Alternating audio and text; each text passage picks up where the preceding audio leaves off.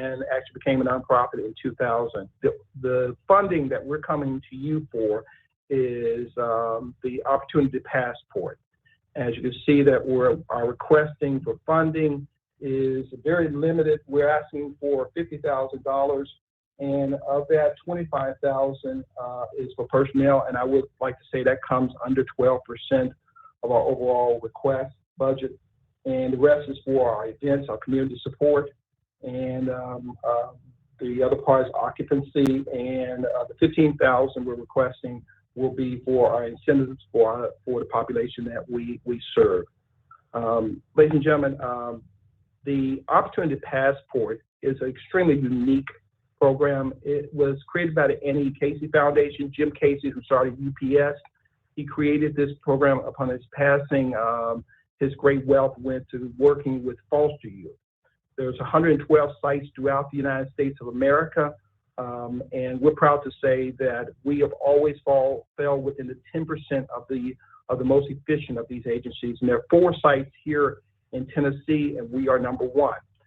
We represent the Shelby County area. We work with 144 young people who are aging or who have aged out of foster care. Regrettably, these numbers are not good with those young people who age out of foster care. 1/3 of them will find themselves either homeless at some time, on drugs, or incarcerated. That's why this program was created. And the population we serve, 50% on average will find themselves in that situation.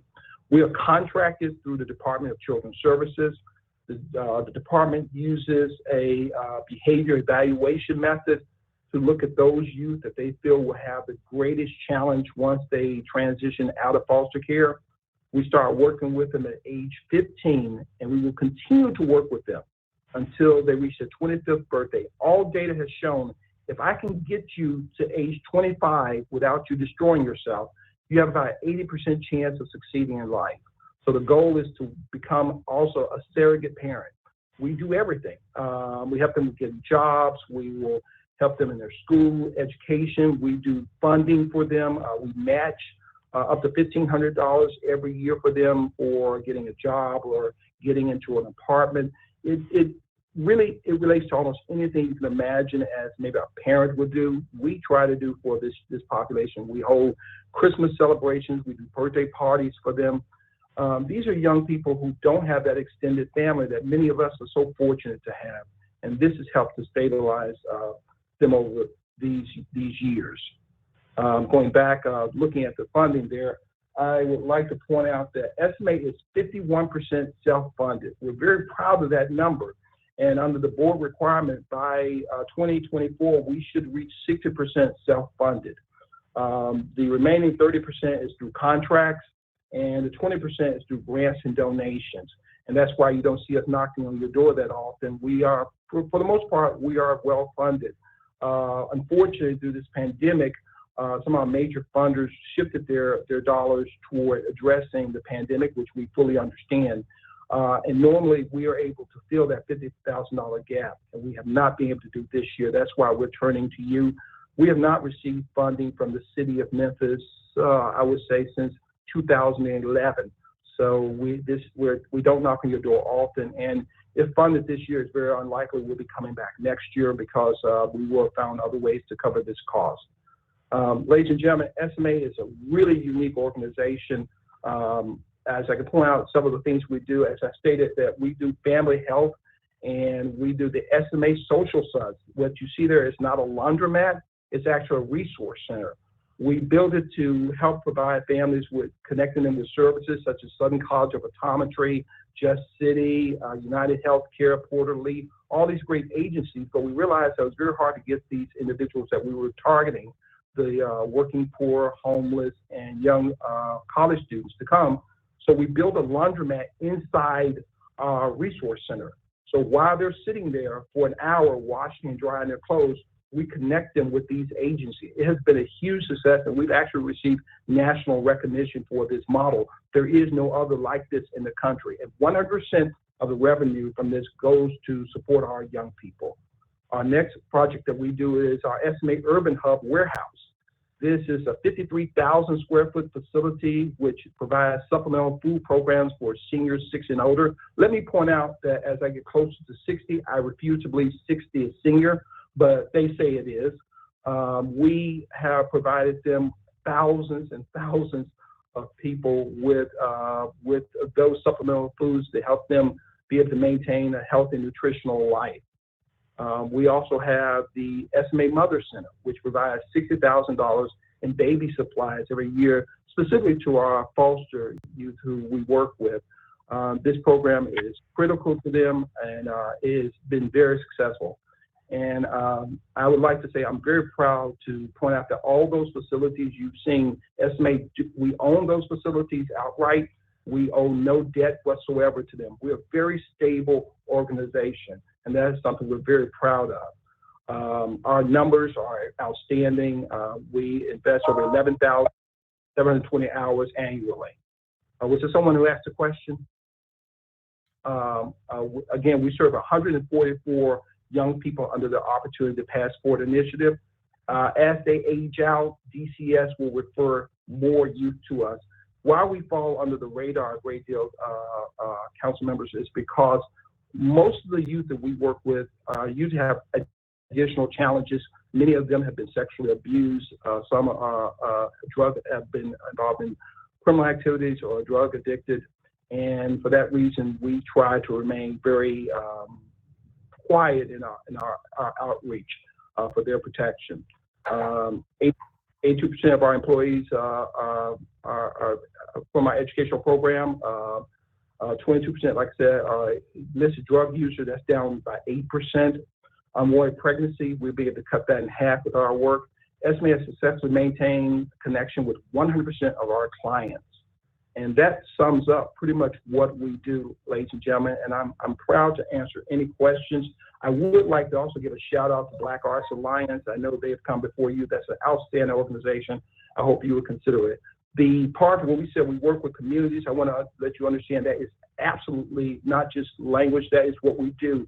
We work with over a dozen neighborhood associations, Ansel, Snowden, Barksdale, Cloverdale, Longview House, Mallet Heights, Glenview, 35th Ward, Rosdale, Soulsville. We provide them with financial and technical support. We were started as a community-based group, and we continue that to this very day. And I'm happy to answer any questions. Thank you, Mr. Milton. Colleagues, are there any questions for Mr. Milton and SMA? Don't see any, sir. Just wanted to bid you a great day and a safe and productive one. And I want to thank you all very much for what you're doing. This funding helps to help on the level of prevention. And if we don't do that, they become critical problems. And as you know, it is much harder to address them at that level. Thank you, and God bless you all. Thank you. We can hear from the next one. Yes, next we're going to hear from Ccmi of Breaking the Stronghold, Mr. Keller Wilson, and you have presenter privileges. So if you could pull up your presentation on the budget screen. Okay.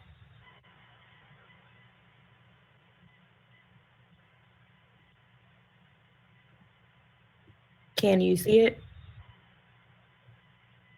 We can't see it. Did you click the pop-up? It's going to ask you if you want to share your screen. You'll have to click OK. Yeah, I did. Assistant, give us 1 second. We're going to go to the next person. You're not the person listed. If you could put your phone number in the chat box, we'll have someone give you a call. You said I'm not the person listed? We don't have your phone number, so I didn't want you to say it over the meeting. Okay. So if you put your number in the chat box, we'll give you a call. Okay, thank you. Okay, next we're going to go to Ms. Ella Flanagan. Ms. Flanagan, are you there? Yes. Ms. Flanagan, if you could share your screen and start with your budget. Okay. Do you see it?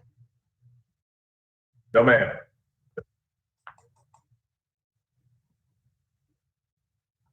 Okay, I pushed screen, then I did PowerPoint. Do you want me to go up to the top and do slideshow? Yes, do that, but there should be something, if you press screen, say share your screen. There should be another step in between there. Can't see anything. All right, when I did screen, Okay, what came I up see after all you? of you all. I'm sorry? Now, I see you all now. I see everybody on Okay, the screen. okay, well, no, come down to the bottom where it says I'm mic, at the bottom. mic, camera, screen. I got mic, camera, screen. Yes. Okay, click there. Nothing happened. To share your screen, ask the organizer to make you presenter. Okay, so we'll work on that. Give us Ms. one. Flanagan, Okay. you have presenter rights. Are you, let me try this device. Try this one. Try now. Okay, and I push what? Share? Man, press Or share. screen? Share, okay. Did it come up? Yes, ma'am. Now go Okay, I'm to, ready. Am I ready? yes, No, now not to quite. slideshow. Okay. Go to slideshow in PowerPoint. Wait. A PowerPoint. Okay, Okay, Come- I'm going to PowerPoint. okay, just come to the middle of your screen. You're already there. Go to it. Okay.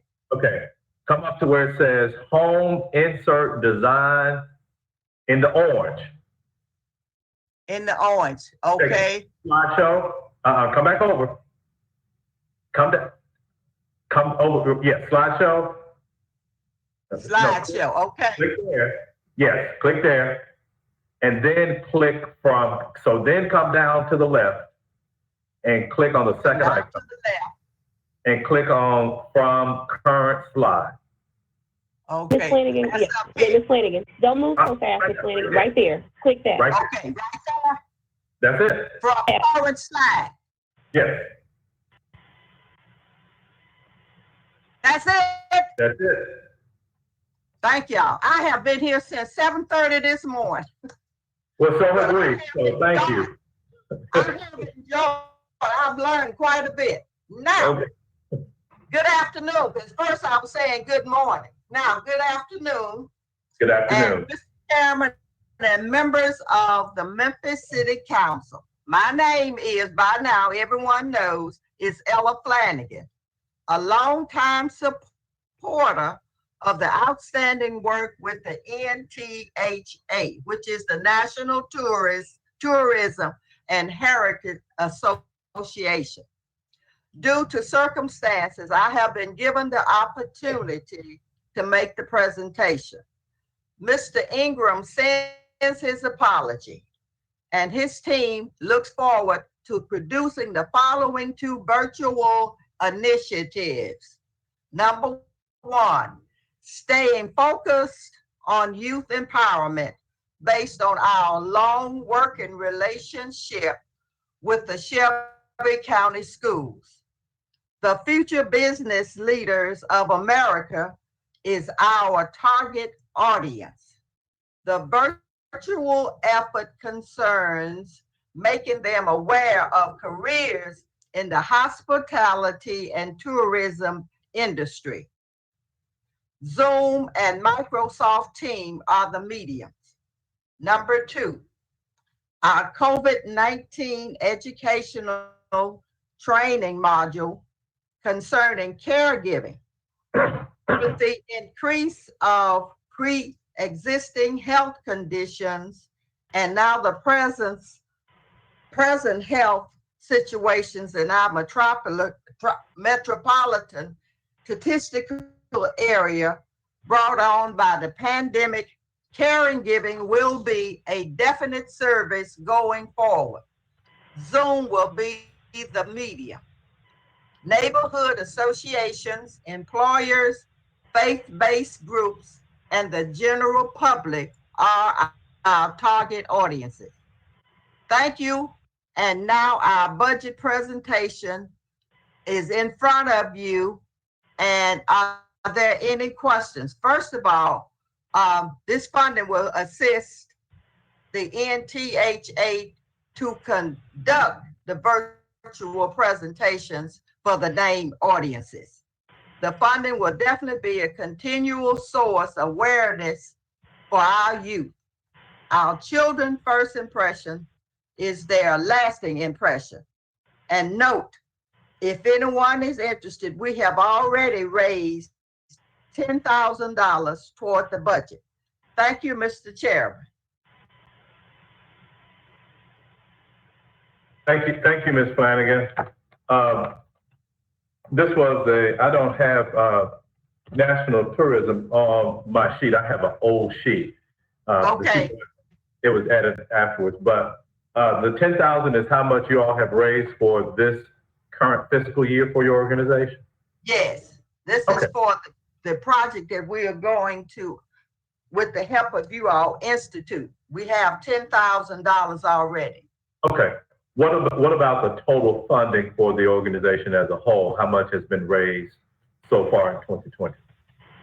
The $10,000. Okay. Okay. Well, those are the only questions that I have. And I don't see any other colleagues in the queue, but just wanted to thank you for your presentation this morning and bid you a good day and good health as well. Thank you, and I've learned quite a bit, so I will be back, okay? You got it. Thank you all. Have a great day. And You're welcome. And being patient with a 78-year-old woman, okay? You're doing quite well. All right. Good day. You as well. You did a great job, Ms. Flanagan. Well, thank you, ladies. It was a team effort. Councilman Jones, we have 2 presentations left. If we could have a moment, we're still working with Ms. Wilson on her technical issues, and I believe Coleman Thompson is also trying to get logged on. So if we could just take a quick little break, maybe 5 minutes. When we come back, we can have those people ready. What about the Gall House? Oh, I'm sorry, Mr. Lewis. Mr. Lewis, are you on the line? Yes, he is on the line and I'm on the line. I have the presentation here. Okay, I'm gonna give presenter privileges to you then. Okay. I hope I'm as skilled as Miss Flanagan.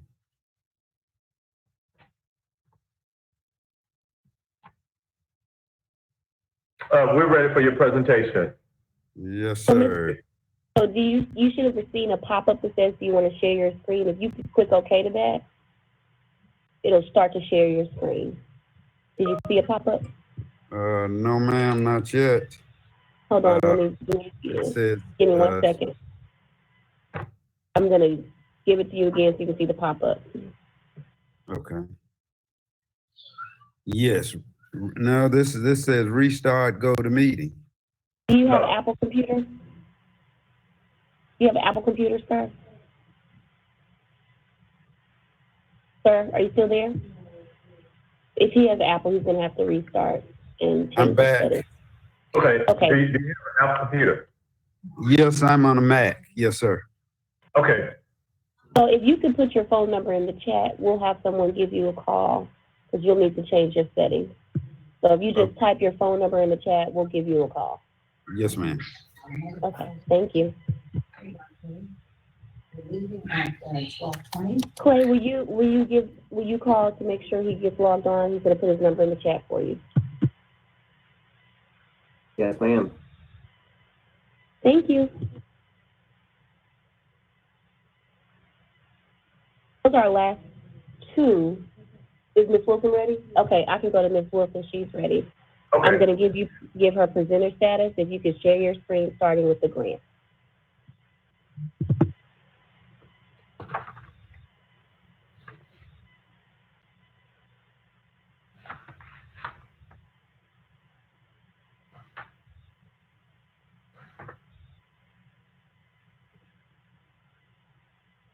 Wilson, can you hear us? Are you there? Yes, I'm here. Okay, if you could share your screen.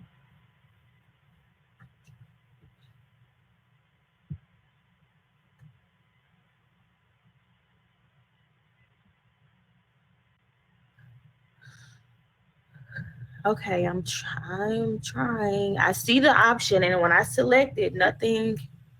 Is it sharing? No, No, when you select it, there's going to be a pop-up. Do you need Ms. Perry to give you a call back? I'm on the phone with her somewhere now. Hello? Okay. Devin's on the phone with her. Okay.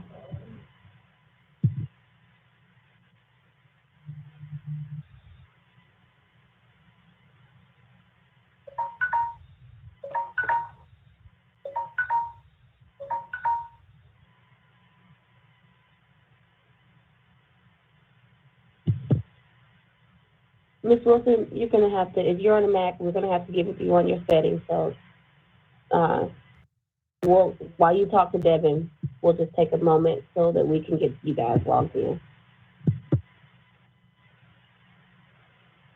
Simon, is CCMI on the call and ready? They both are getting their computers configured. In 5 minutes, we can have them both on. And I think those are our last two, other than the Gall House is, Pyramid Recovery is not on the line yet. So Okay. those are the last three that we have. So if we'll come back at 12:20 and we'll have them ready to present, if that's okay with you. Okay, at 12:20? Yes. Okay. Thank you. Mm-hmm.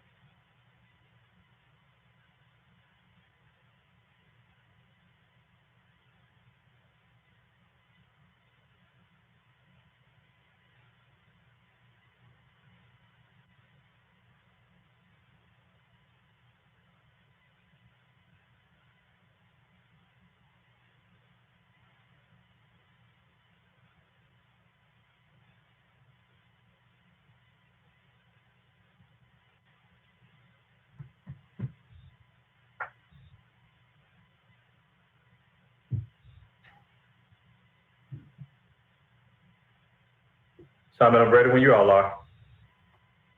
We are getting them on right now. Ms. Wilson is logging back in, and we've gotten Mr. Thompson on the phone so that he can be logged in as well. Sounds good.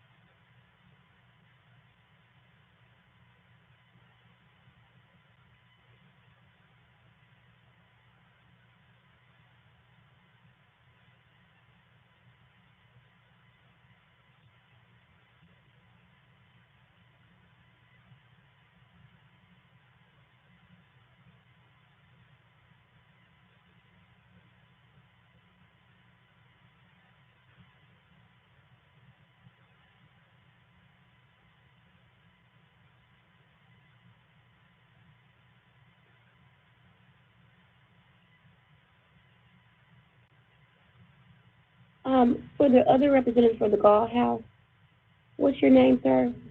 And we want to make sure that you're ready. Say it again for me. Charles Seaton, Seaton. Are you ready, Mr. Stephen? Let's see if you can pull this up. If you click the pop-up and share your screen, let me know if that works.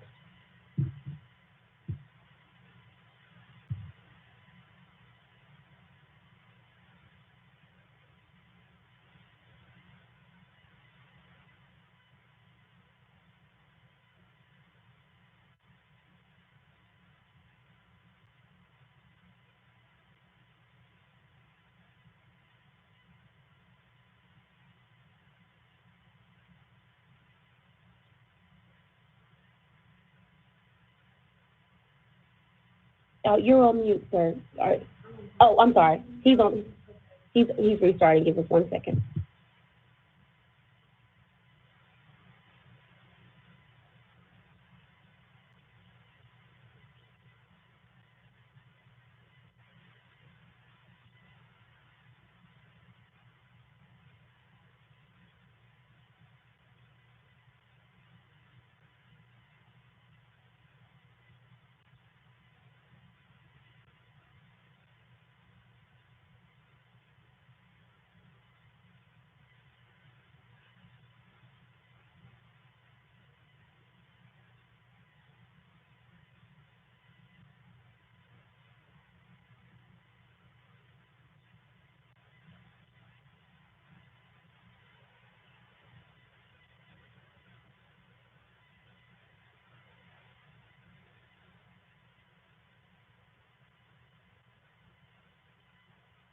We see your screen. If you can take yourself off mute, we're ready to go. Unmute yourself, and we're ready. Hello, how's everyone doing? Take My it name up. is Charles Seaton. I'm the operations manager for the Gall House. I'm representing Melvin Lewis today, the founder of the Gall House, and we are here requesting $60,000 to serve 5 men for approximately 10 months. The Gall House was created, organized by Mr. Lewis in 2014, and it was done so that there was a gap that he noticed in services from residential treatment to dismissal. And he decided that he was going to take it upon himself to provide a service to reintegrate men back into society and make them fully functioning whole men. One of the things that his intention was, and it has been very successful at doing it, was reuniting men with families, with children, with loved ones, so that they could be able to get a job, go to work. But in order to do that, they had to learn how to live in society again after experiencing drugs and alcohol. So you will see our annual expenses, housing expenses. We have 2 houses that we currently run. The services that we provide are in-home services. So the only thing that they're responsible for is providing their own meals, and we provide the rest of it. We provide 2 in-home meetings a week, and we provide monitoring services to make sure that individuals meet their 3 outside meetings a week. We provide job assistance, helping them locate jobs, find jobs, and getting them to and from until they are done. So our program stay is approximately 6 to 12 months, just according on the individual and giving them a chance to make themselves comfortable with living drug-free and alcohol-free.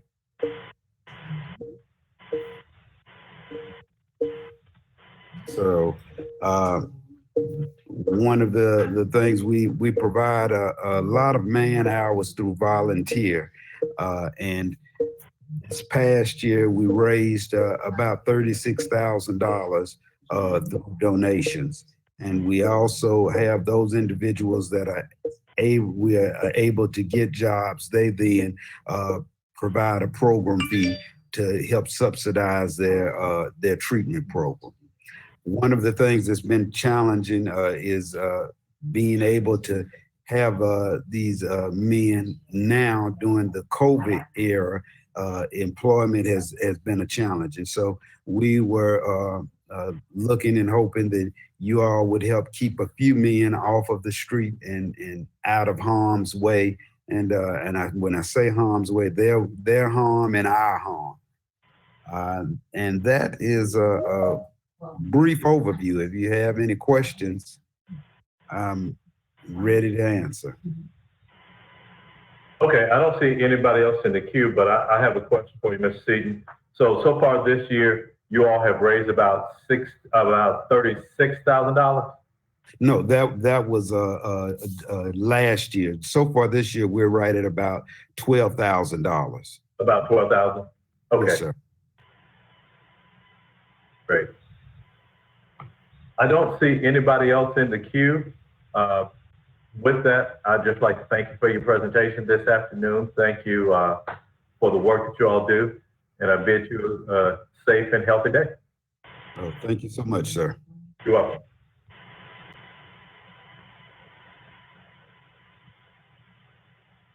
Chairman Jones, that is all the people that we have ready.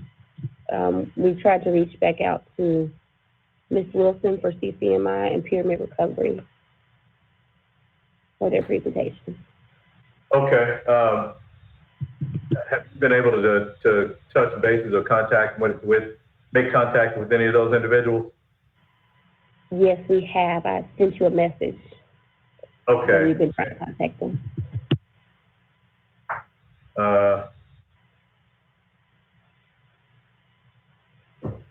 Okay. Well, I'll tell you what, I don't know. I'll hand it back over to our chair.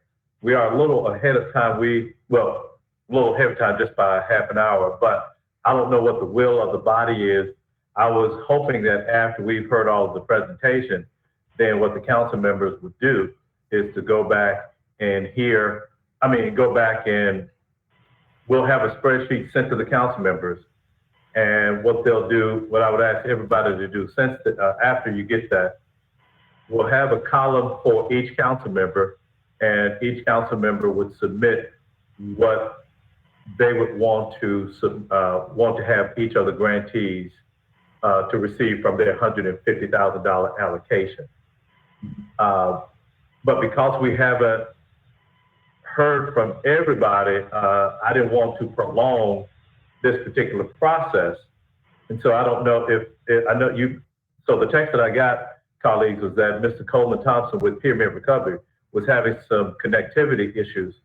I don't know whether it was the will of the chair to hear it during executive, but we were on for 8 hours on Thursday. We've been on for 5 hours this morning. We have heard most of them, so I don't know what the will of the chair would be as far as hearing the last presenter, how we want to proceed. And Chairman Jones, if I could, council members have already started sending. I was going to send out a draft in case anyone wanted to change their amount, but I was going to do that as a total, then sending the spreadsheet out because it might get altered. So people have been sending in their requests, and I have them ready to send out as soon as I get everyone. Okay. And we do have two. It's CCMI and Pyramid Recovery that needs to present. Okay. Okay, we have two organizations that need to present, but we also need to take a break. I do not mind hearing them at 2:15 if they are present and on time. If not, we're going to move forward. Okay. Does that satisfy you, Mr. Jones? Mm-hmm. If you would send us the worksheets, I'm sure the council members will fill them out. When will we have an opportunity to review those as a team, Mr. Jones? I would ask that we, let's see, today is the 15th, and this is our second meeting. Excuse me. What I think we may have to do, Madam Chair, is at the end of today's meeting, we reset and have another meeting that would be a continuation of this meeting that we will finalize that. So I would probably shoot for next Tuesday. Okay, next Tuesday. Yes. Is that okay? That's good. Make sure that all your council members are. Why can't we finalize this today? Well, if everybody's sending in their requests, I guess we could, but I was just going to give everybody time to fill it in because there's still some outstanding information that I've asked for some of these, just for a couple of these organizations. We could. Okay. Is there any way, Madam Chair, at the heel of the meeting tonight, we could finalize this? I mean, we've spent many hours on this. I'd hate to ask colleagues to have another meeting on this one topic. Okay. I do not mind at the heels of our meeting this evening to complete this topic. If the staff can assist us in getting those questions answered and any other presentations between now and then, I would hope today that we can complete this matter as well. We have a break. I want you to be back at 1:27 so that we'll be ready to start at 1:30. You have almost a whole hour. Enjoy it. Get up.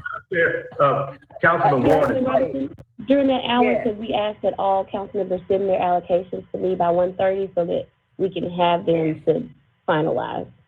Okay, thank you. Councilman Warren. The regular sheet and I'll fill mine in and send it right back to you. Madam Chair, Councilman Warren is in the queue.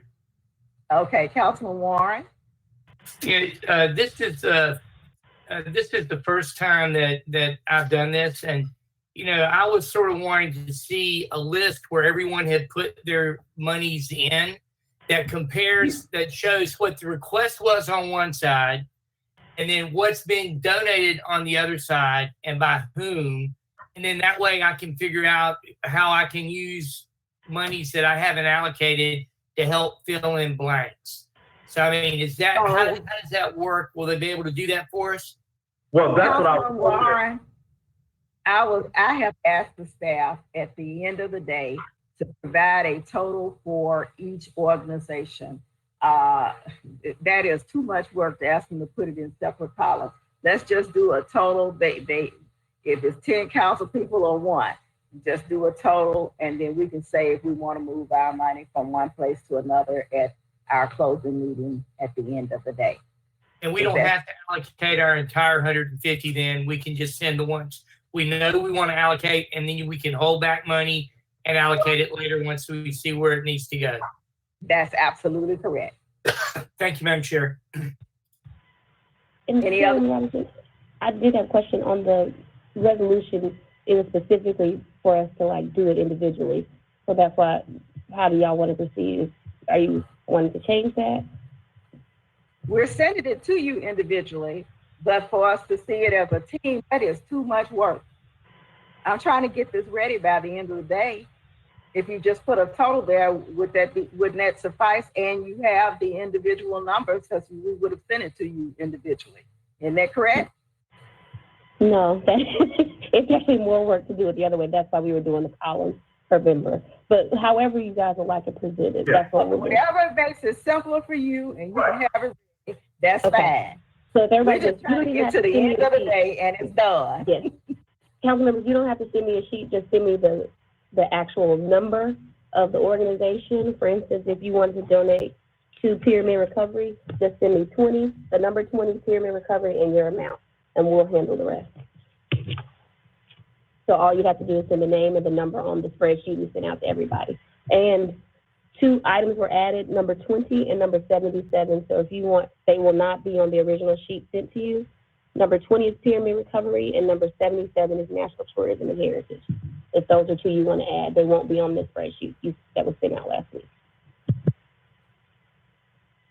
Okay, so with that, I would hope that we will have a spreadsheet though. So, Ms. Hyman, what you're saying though, it would be easier to have a column of each council member and how they've allocated things? Yes, the way we have it set up, the total, that'll be easier. But once we're done, we can give you the full totals. Okay, well that works. Perfect. Thank you. All right, thanks everybody. Back 127. That was good, thank you.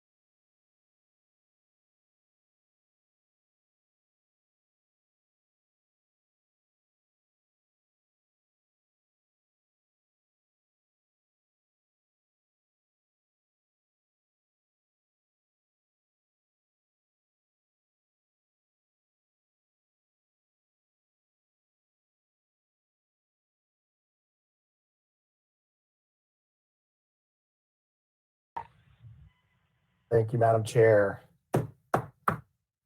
Colleagues, the hour is 1:30. I hereby call to order the meeting of the Memphis City Council's Personnel Committee. Ms. Hayes, would you please call the roll?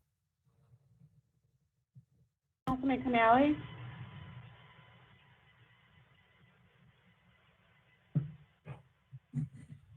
Councilman Canale? Here. Councilman Covett? Councilwoman Issa Thomas? Present. Councilman Ford? Present. Councilwoman Johnson? Present. Councilman Jones?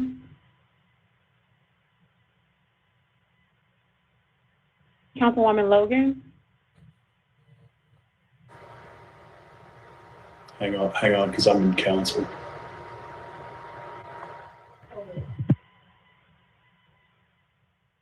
Councilman Morgan? Here. Councilwoman Robinson? Present. Councilman Smiley?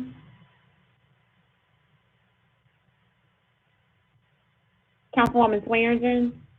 Present. Councilman Warren? Present. I have you present, Councilman Covett and Chair Carlisle.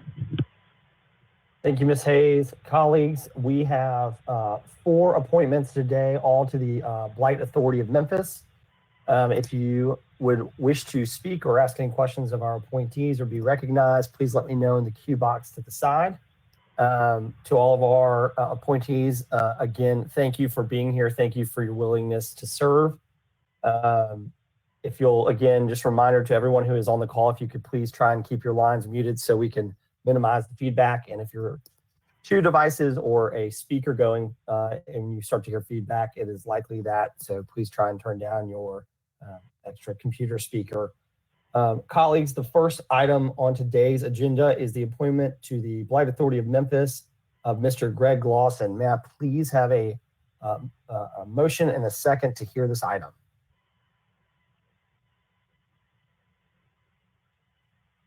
Motion. Second. Second. Moved by Canale, seconded by Warren. Mr. Glosson, would you mind turning your camera on for us? Hi there. Would you please give us your name and address for the record and just a little bit about yourself and why you'd like to serve at it? Welcome. Sure. Happy to. My name is Greg Glosson. My address is 5890 Briarfield Avenue, Memphis, Tennessee, 38120. I can tell you a little bit about myself. I am a native Memphian. I have been a real estate broker here in Memphis for the last 25 years. I've served as president of my local association, and I'm currently serving as Division I Vice President for Tennessee Realtors. And I believe that I can offer a unique perspective to the Blight Commission simply because of my background and experience in real estate, not only as a real estate broker, but also as a property owner here in the city. Great. Thank you, sir. I see my colleague, Councilwoman Issa Thomas, you were recognized. Thank you, Chair. Good afternoon, Mr. Glosson. I have a question for you in the same that I'm going to ask all of the appointees. For Blight Authority Memphis, it was and is a city-created entity, yet it does not receive full funding out of the city budget. My question for you is, are you willing and what are your intentions to help find and secure funding so that Blight Authority Memphis can actually thrive beyond this one fiscal year? And that's a great question. Thank you so much for asking. I believe that it will be incumbent upon everyone who's appointed to the commission to help raise the funding for this. And I think throughout the community, each of us brings a different perspective, and we can tie into those various perspectives that we have in order to secure funding for the commission.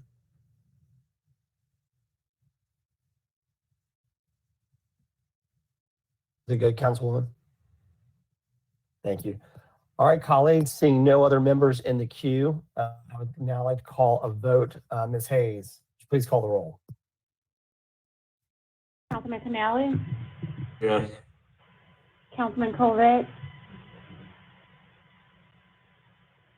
Councilwoman Easter Thomas. Yes. Councilman Ford. Yes. I got your vote, Councilman Covett. Councilwoman Johnson. Yes. Councilman Jones. Councilwoman Logan. Councilman Morgan. Yes. Councilwoman Robinson. Aye. Councilman Smiley. Councilwoman Swearingen. Aye. Councilman Warren. Abstain. Chair Carlisle. Aye. This item passes. Thank you, sir. We will see you in a couple weeks. All right, colleagues, moving along. All right, moving along, colleagues. We will hear the appointment to the Blight Authority of Memphis of Mr. Sean Massey. May I have a motion and a second to hear this item? So moved. Second by Johnson. Thank you. Moved by Dr. Warren, seconded by Councilwoman Johnson. Mr. Massey, your name and address for the record and a little bit about why you'd like to serve. Welcome. Thank you for having me here today. My name is Sean Massey. I live at 205 Redbird Lane, Memphis, Tennessee, 38111. I think the reason I want to serve is I think I can bring a unique perspective to the Blight Authority. In addition to being a commercial real estate broker with the shopping center group, I have and worked on projects such as Fraser Gateway, Binghamton Gateway, new shopping centers in Whitehaven and other areas of Memphis. I'm also a college professor at the University of Memphis. I teach classes in real estate development and real estate investment, and we focus a lot on incremental stuff in the inner city neighborhoods. I also professor with ULI on their READY program for developing 1,000 emerging developers. I think having somebody on there that understands the commercial world and what it takes to get deals done would be very critical to the authority, and I would look forward to serving. Thank you, Mr. Massey. Councilwoman Easter Thomas? Thank you, Chair. Hi, Mr. Massey. Thank you for being willing to serve. Same question that we asked Mr. Glosson. What is your commitment and any slight or particular details you could share about your commitment, or if you have a commitment to finding and securing funding for BAM? I think I need to learn a little bit more where they are. Not a lot of information was presented to us on that part, but I can tell you they don't have any. I know. They have money to function for 1 year, and that is all. Councilman Tom, you and I have talked about it. Like, there's a lot of blighted properties in your territory and throughout the whole city. It's a challenge, but it's got to start somewhere. I do have the idea of bringing more developers into the city, into taking over these blighted properties, but spending a little bit more time analyzing the person that we're selling the property to or giving the property to redevelop. And I think that's critical to make sure that they have the capital to turn these properties around. And when we strategically assemble a group of properties, making sure that we're not turning it over to somebody who's just going to let it come back on the tax roll. We want to make sure, and I think I can look at that point of view and look at that as a lot of private funding coming in there. We can look at other opportunities with grants and other things going, but I really think it's going to have to come from the private community, working with incentives to turn these properties from blighted properties on the tax rolls to properties that are income producing, property tax paying properties. Thank you, Mr. Massey. I just want to point out that you were talking about how to just remediate the blight, and I was talking about how to actually secure funding for the commission on which you're wishing to be appointed. But thank you for your answer. Chair. Thank you, Councilwoman. Colleagues, I've known Mr. Massey for several years now in the real estate community, development community, and I'm just very appreciative of the expertise he brings. He mentioned a few projects. He has many times over worked, brought us in an effort to, which not a lot of brokers will do, in an effort and given himself and his time selflessly to projects just to get them off the ground and to help provide expertise. And I think he would be a fine addition to this organization as it gets its feet underneath it going forward. So, Mr. Massey, I greatly appreciate your willingness to serve and hope that you can bring that skill set to the body. So thank you. Colleagues, I guess seeing no other members in the queue, we will go to a vote. Ms. Hayes, would you please call the roll? Councilman Canale? Yes. Councilman Colvette? Yes. Councilwoman Easter Thomas? Yes. Councilman Ford? Yes. Councilwoman Johnson? Yes. Councilman Jones? Aye. Councilwoman Logan? Aye. Councilman Morgan? Yes. Councilwoman Robinson? Aye. Councilman Smiley? Councilwoman Swearingen? Aye. Councilman Warren? Aye. Chair Carlisle? Aye, this item passes. Thank you, Mr. Massey. We will see you in a couple weeks. Colleagues, our next item on the agenda is the appointment to the Blight Authority of Memphis of Ms. Jill Steinberg. May I please have a motion and a second to hear this item? So moved. Second. Moved by Dr. Warren, seconded by Councilman Vice Chairman Colvette. Ms. Steinberg, would you please give us your name and address for the record and a little bit about yourself? Thank you. I'm Jill Steinberg. I live at 650 Riverview Road, Memphis, Tennessee, 38120. I am an attorney at Baker Donaldson Law Firm. I have been there for over 30 years. Grew up in Chattanooga, but have been in Memphis for 34 years. I have served on many different nonprofit boards in the last several years, but I have been very passionate about the city.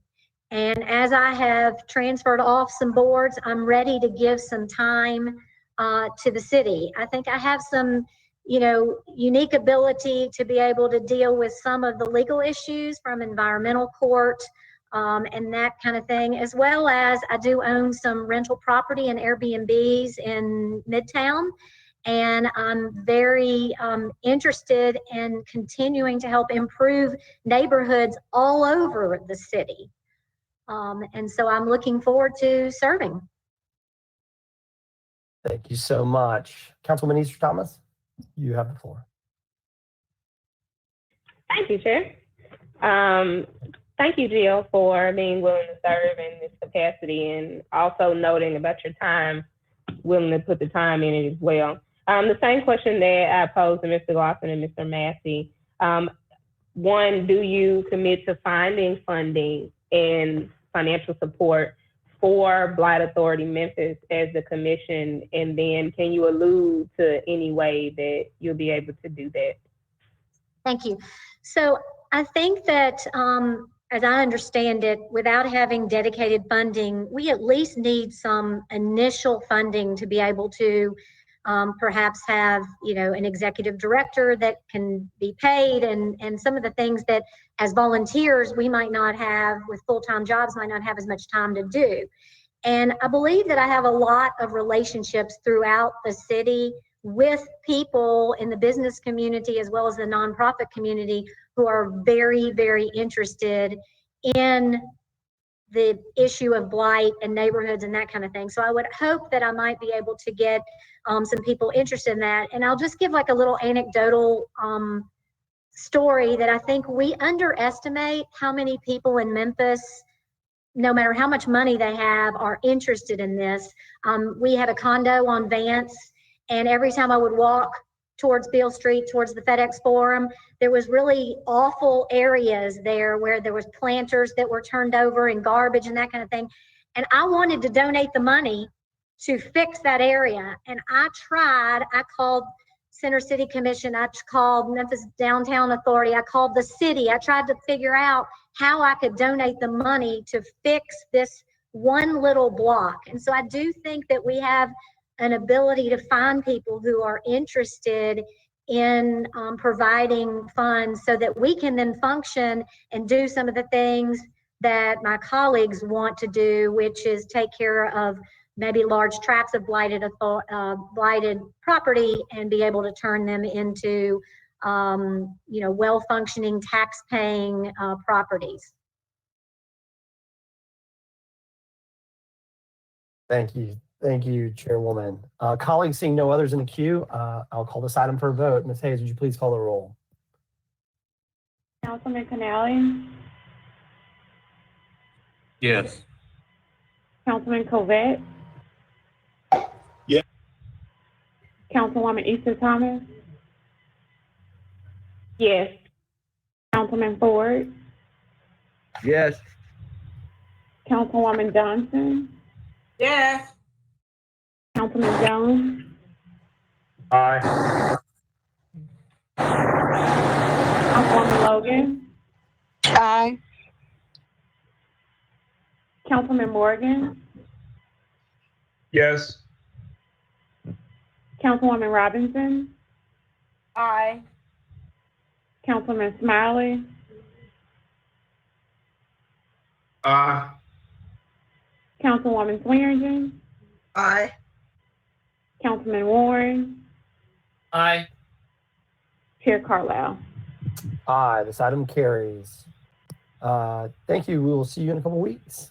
Colleagues, last item on the agenda today, the appointment to the Memphis Blight Authority of Memphis of Ms. Louisa Yanes. May I have a motion and a second to hear this item? So moved. Second. Johnson? Moved by Dr. Warren, seconded by Councilman Canali. Ms. Yanes, would you mind giving us your name and home address for the record and a little bit about yourself, please? Thank you. I will, yes, thank you. My name is Louisa Yanis, and I live at, it's okay, nobody gets it right. I live at 1622 York Avenue, Memphis, 38104. So I've lived in Memphis for 4 years, love my adopted city. Since I've been here, I've been with a property management and acquisition company. But before that, I spent probably about a decade in nonprofits, including being the executive director of a land trust.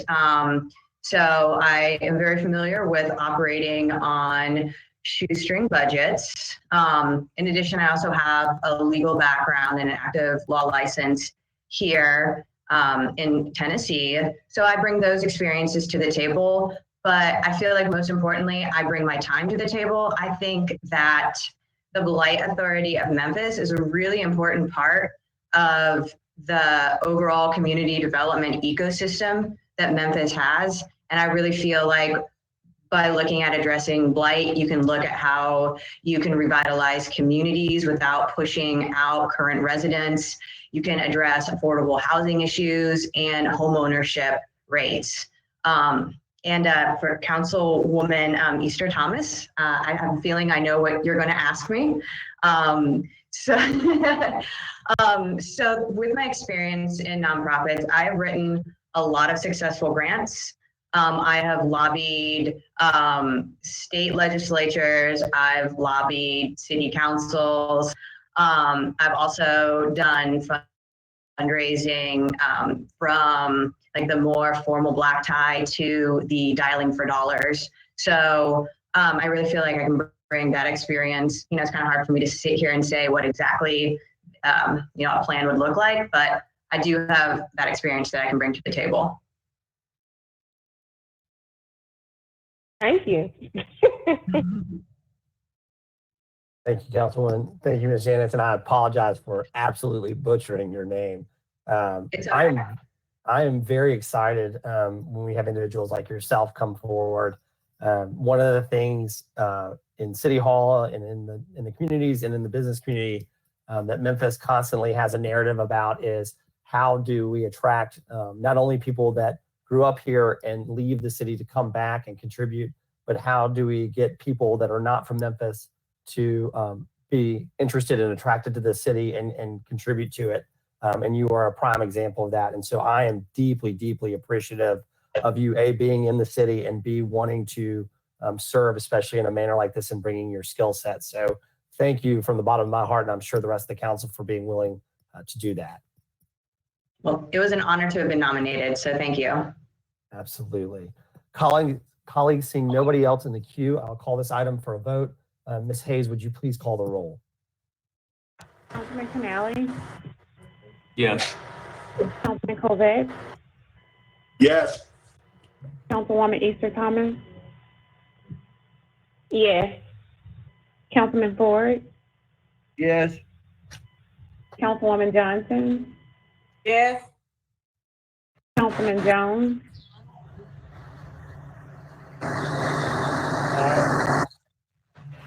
Councilwoman Logan, Aye. Councilman Morgan, Yes. Councilwoman Robinson, Aye. Councilman Smiley, Councilwoman Swearingen, Aye. Councilman Warren, Aye. Chair Carlisle. Aye. This item passes. Thank you so much. Colleagues, is there any other business before this committee? Seeing none, the Personnel Committee is hereby adjourned. Thank you.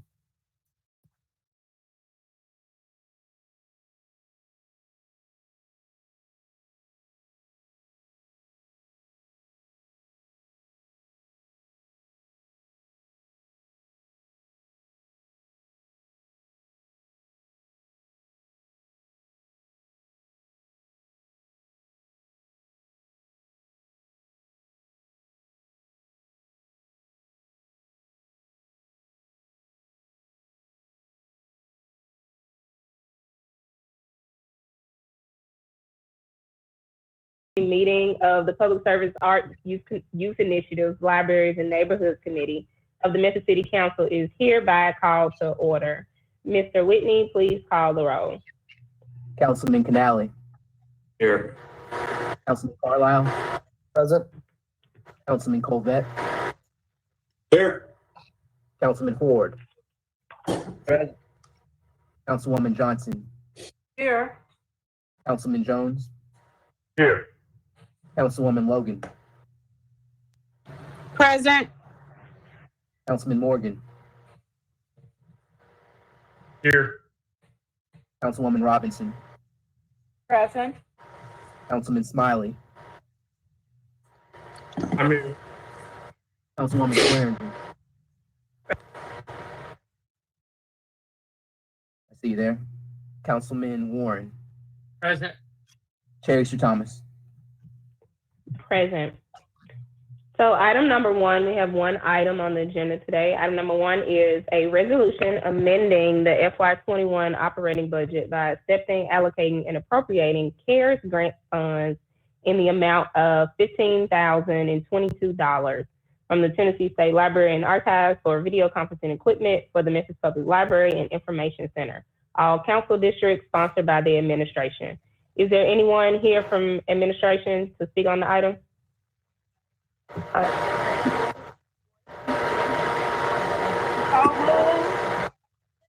Seconded. Covett. Okay, who was the motion? I had a lot of static in my ear. Okay. Robinson. By Chairwoman Robinson, seconded by Covett. Ms. McCoy, can you please state your name and title for the record? Sure. I'm Keenan McCoy. I am the director of the Memphis Public Libraries. My home address, do you want that? Is that? No, you can proceed. Yeah. So Yeah, so we're really excited about this grant that we received from the Tennessee State Library and Archives from CARES Act funding. And one of the things we've been trying to do a tremendous volume of is virtual programming for the community while we're going through the coronavirus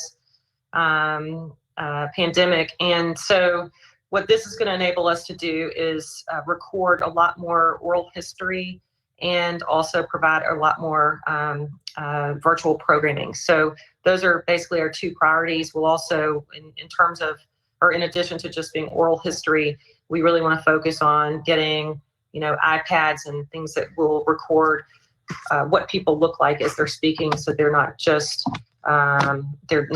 audio. So we're really excited about this. We've been doing, I think our staff has been doing a great job, but we really want to expand it. And when Juneteenth came up, we really wanted to focus on Orange Mound as well as Douglas in particular.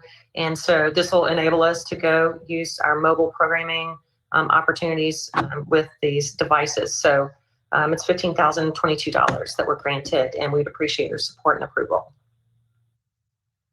That actually sounds pretty awesome, Director McCloy. I know the individuals in Douglas and Orange Mound have a lot to say, so I'll be looking for that as well. Is there anyone who has a question or would like to speak on this item, colleagues? Okay. Carlisle, Councilman Carlisle. Yes, ma'am. Can we do this? I don't know, maybe it's already noted. Can we move this downstairs with same 9 minutes? Okay. Any objection for same 9 minutes? All right. Bryson, can we add that for same 9 minutes? Let's all go to a vote. Can we do a voice vote for this item number 1 with same 9 minutes? All in favor, say aye. Aye. Aye. All those opposed? Okay. Thank you. This item passes. Thank you all so much. Thank you. Is there any further business to be brought up in this committee? All right. If not, we stand in adjournment. Thank you.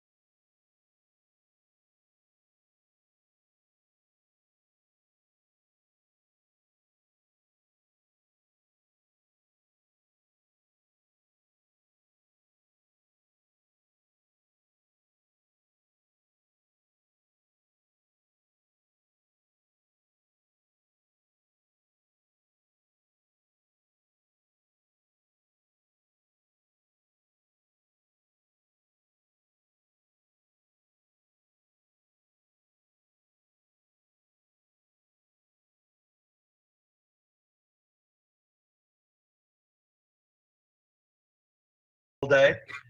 This is the Planning and Zoning. It's an inside joke. I'm sorry. This is the Planning and Zoning Committee of the Memphis City Council. Let's go ahead and get a roll call. Councilman Canale. Here. Councilman Carlisle. Present. Councilwoman Easter Thomas.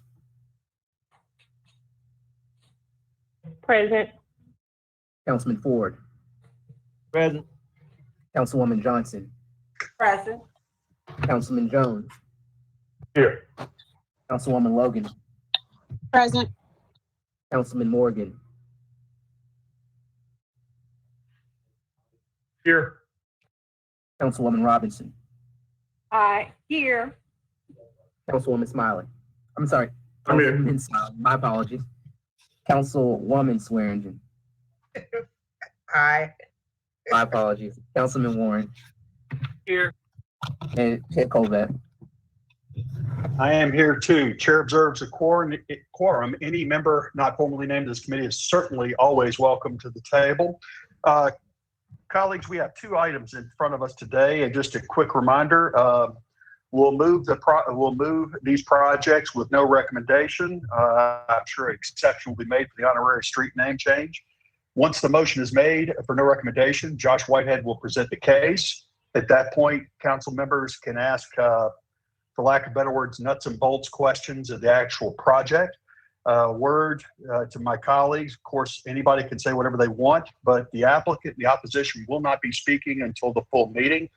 So just let's keep it to the nuts and bolts at this point. Ground rules being established. First case is PD 20-07, the Stratford Road case. May I have a motion to send down with no recommendation? So moved. So moved. Second. Second.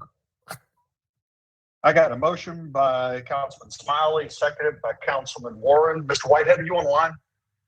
Yes, sir, Mr. Chairman. Outstanding. Would you give us a presentation, please? Yes, sir. Josh Whitehead, the zoning administrator with the Division of Planning and Development. I have a presentation to share, Mr. Whitney, but I'll go ahead and get started. This before you is a request to allow a commercial use in the residential zoning district. So there's two main ways how someone who wishes to pursue such a request may go about it. The first is a rezoning from the residential zoning district to the commercial zoning district. And the second is to file a plan development. And that is what the applicant has done here. The benefits of a plan development are that you can, the city council can condition the approval. Specifically speaking, this is a request on the east side of Stratford, just north of Summer. If you're familiar with that intersection, and I still don't have screen sharing abilities for whoever may have that power. For those of you familiar with the intersection of Stratford and Summer, there's a Hardee's on your left, and on your right, there's a gas station. You go just north of that, and you have a mixture of uses before you get into the residential, thank you, area. So let's put a map on all this. Here's a zoning map. Zoning lines are designated in red. So here we are in the RU1 residential duplex zoning district, and we can see from the aerial, in addition to that red tag to the south, we have commercial mixed use. So as I said, the request here is to file a plan development. Why is that important? Well, that gives the city council and later on as we review this, the Division of Planning and Development, the ability to lock down the user to this site plan. Why is this site plan important? Well, we have prohibited parking between the building and the street. And number two, we are limiting the commercial uses of this building to A, an event center, B, a restaurant, C, a place of worship, and D, a educational facility. So through the site plan restrictions and the use restriction, we feel very comfortable in recommending approval of this matter, as did the Land Use Control Board. We furthermore find it consistent with the Memphis 3.0 plan because of the adjacent, this building is across the street, and we have commercial buildings to the south. So we believe this is a good transition between the very intense commercial use to the south and the residential uses to the north. With that, Mr. Chairman, Mr. Whitney just sent me a list of speakers for this matter. We do have a speaker in opposition scheduled to be heard at 3:30 on this matter. So it does appear we have opposition. With that, Mr. Chairman, I'll relinquish the floor. No, thank you, Josh. We've limited their uses, and they do have to come back should they change that site plan for any reason or they wish to change it. Is that, hear you correctly? That is correct. All right, very good. I believe Councilman Carlisle's in the queue. Yeah, Councilman Colvett touched a little bit on where I was headed. So as is today, three sites, what's the condition of the current site plan? I mean, have you there's pictures, but it's hard to tell what the current condition of the site is, or the three sites, I guess. Oh, I'm sorry. Here's a photograph of the existing property. It's heavily wooded, and the house that I believe still stands is not habitable at this point. And then I guess last question, event center, what does that look like? I mean, I understand the other three uses I can find out. What's the event center look like? And that may be more specific to the applicant, but can you give us the OPD's interpretation of that? So we define it, the zoning code defines event center to include banquet halls, like wedding events, bar mitzvahs, special occasions. And we make a distinction between that and certain clubs, because as you can imagine, there's a fine line between an event center and a club, the latter potentially being more of a noxious use, and we'll cite people to environmental court if there's evidence that someone is acting more like the latter than the former. Perfect. All right, and then lighting and landscaping, OPD's gotten all over. Just want to make sure it's a well-lit facility at nighttime, but not bleeding into the neighborhood. There are no special conditions. Of course, the zoning code, so just as a zoning 101 for the committee, when a plan development is silent on an issue, we default back to the zoning code. And that is the case here insofar as lighting. So we would default to the lighting restrictions of the UDC, which are when you abut single family residential, which this does, fairly onerous, i.e. a 0-foot candle bleed of light pollution at the property line. Perfect. All right. Thank you, Josh. Or thank you, Director Whitehead. Chair, I yield back. Thank you, Councilman Carl. Councilman Morgan, you're in the queue. You're recognized.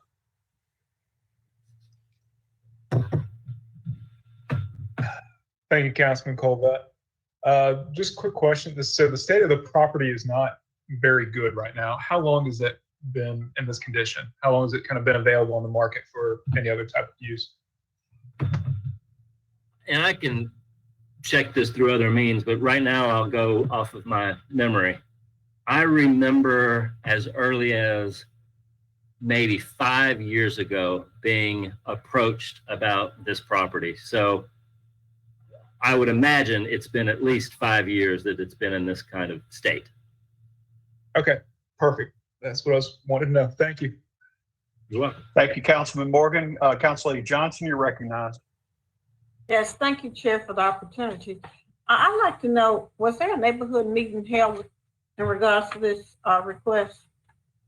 Yes, ma'am. That was Thursday, July 30th at 7 p.m. How many people participated? They did not notify us of that, but the applicant will be with us at 3:30. You know how many notices you sent out?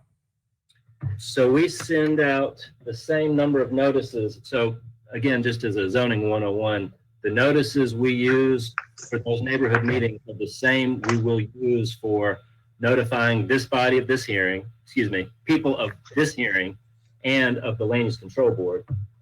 So as I reach over to my better computer, I will get you that answer in 53 notices. Lambs. Confirmed. Looks like 53, Josh. Carlisle and I's math about the same. Okay, thank you. Okay, thank you. Thank you, Chair, for the opportunity. All right, thank you. I see no other members in the queue, and I have council members. I have limited screen, so shout out if any other council members wish to be recognized. Hearing none, I assume you're ready to vote. A yes vote is to send this to full council with no recommendation. No vote is, I guess, to kill it. We'll take a voice vote. All those in favor of sending this no recommendation signify by saying aye. Aye. Aye. Aye. Aye. Opposed, same rights and privileges. In the opinion of the chair, it is unanimous, goes downstairs with no recommendation. Colleagues, item 2 is a resolution approving an honorary street name change in McEwen Place between Willoughby and South Wellington for the Reverend Joseph H. McGee Jr., sponsored by Councilman Smiley. Councilman Smiley, would you like to move this downstairs with favorable recommendation? Yes, I would like to move it down. So moved, and I will also take a point of personal privilege to speak to it and also recognize the predecessor of Reverend McGee as well. All right, let's get a proper second. I heard a second from who? Jones. It's been moved by Smiley, seconded by Jones. Councilman Smiley, we still have just a couple of minutes, so share. Please share. Okay, so let me ask you a question. Do I need to read the resolution into the record, or we can just do that later? We're going to do that at full council. Okay, so briefly, Reverend McGee was well known in the South Memphis community. My grandmother knew Reverend McGee well. The pastor of my church knew Reverend McGee well. My mom knew Reverend McGee well. And, you know, for me, you know, just to honor the people who have, you know, shaped the people that I love, it gives me, you know, extreme pride and honor to do this. And, you know, with that being said, I'm going to turn it over to Pastor Roger Brown of the Greater Whitestone Baptist Church. Thank you very much, Councilman. And to Pastor, share, can I go ahead and get your name and address for the record, please? Roger Brown, 917 South Wellington Street, Memphis, Tennessee, 38126. Please share. Again, Brother Chair, thank you so much for allowing me the opportunity. It has been a joy serving Greater Whitestone Baptist Church for the last 10 years. Yes, I did succeed one of the greatest men I know in ministry, and definitely one who was a fighter for this community, an educator who served this church for more than 35 years. Reverend McGee had a vision for this community and wanted to see great change. And I consider it an honor for the street naming that faces in the front of our church to be named in his honor. It will allow those who come from years behind to know that a great man once walked this community, served the many who lived in this 38126 area, the underserved community. And he fought. He was a fighter for the rights of people. And so this will help to keep his vision and to keep his dream alive in this community as we continue to move about the progress. We celebrate 95 years of existence. And of those 95 years, the Reverend Joseph McGee served this church for more than 35 of those years. And so I thank you, each one of you, and from all of the members of Greater Whitestone, we thank you, Councilman Smiley, for your efforts, and to all of you, thank you for considering this and moving it forward. Thank you, Pastor Brown. Thank you, Reverend. Pastor, I appreciate it. Why don't we save all our comments? We'll read the full resolution at full council, and we can restate what we're sharing now, and any other council members can jump in at that point in time. Councilman Smiley, do you have anything to add before we go to a quick vote? Nothing to add. Let's ready to vote. Outstanding. Outstanding. All right. I assume everybody's ready to vote. This is sending the honorary street name change downstairs to full council with a positive recommendation. Those in favor signify by saying aye. Aye. Aye. Aye. I can't imagine there being opposition, but I have to ask. Not hearing any, it is the opinion of the chair. It's unanimous. Goes downstairs with positive recommendation. Colleagues, there being no further business in front of this committee, yes, we are stand adjourned. Thank you.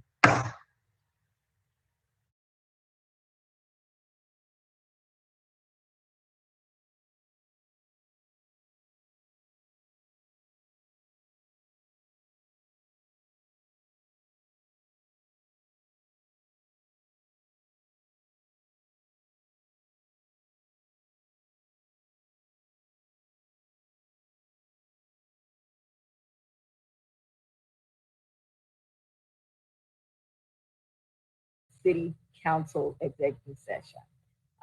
One is, will you please call the roll? Councilman Canales, Here. Carlisle, Here. Colvett, Here. Asa Thomas, Present. Ford, Here. Johnson, Yes, present. Jones, Present. Logan,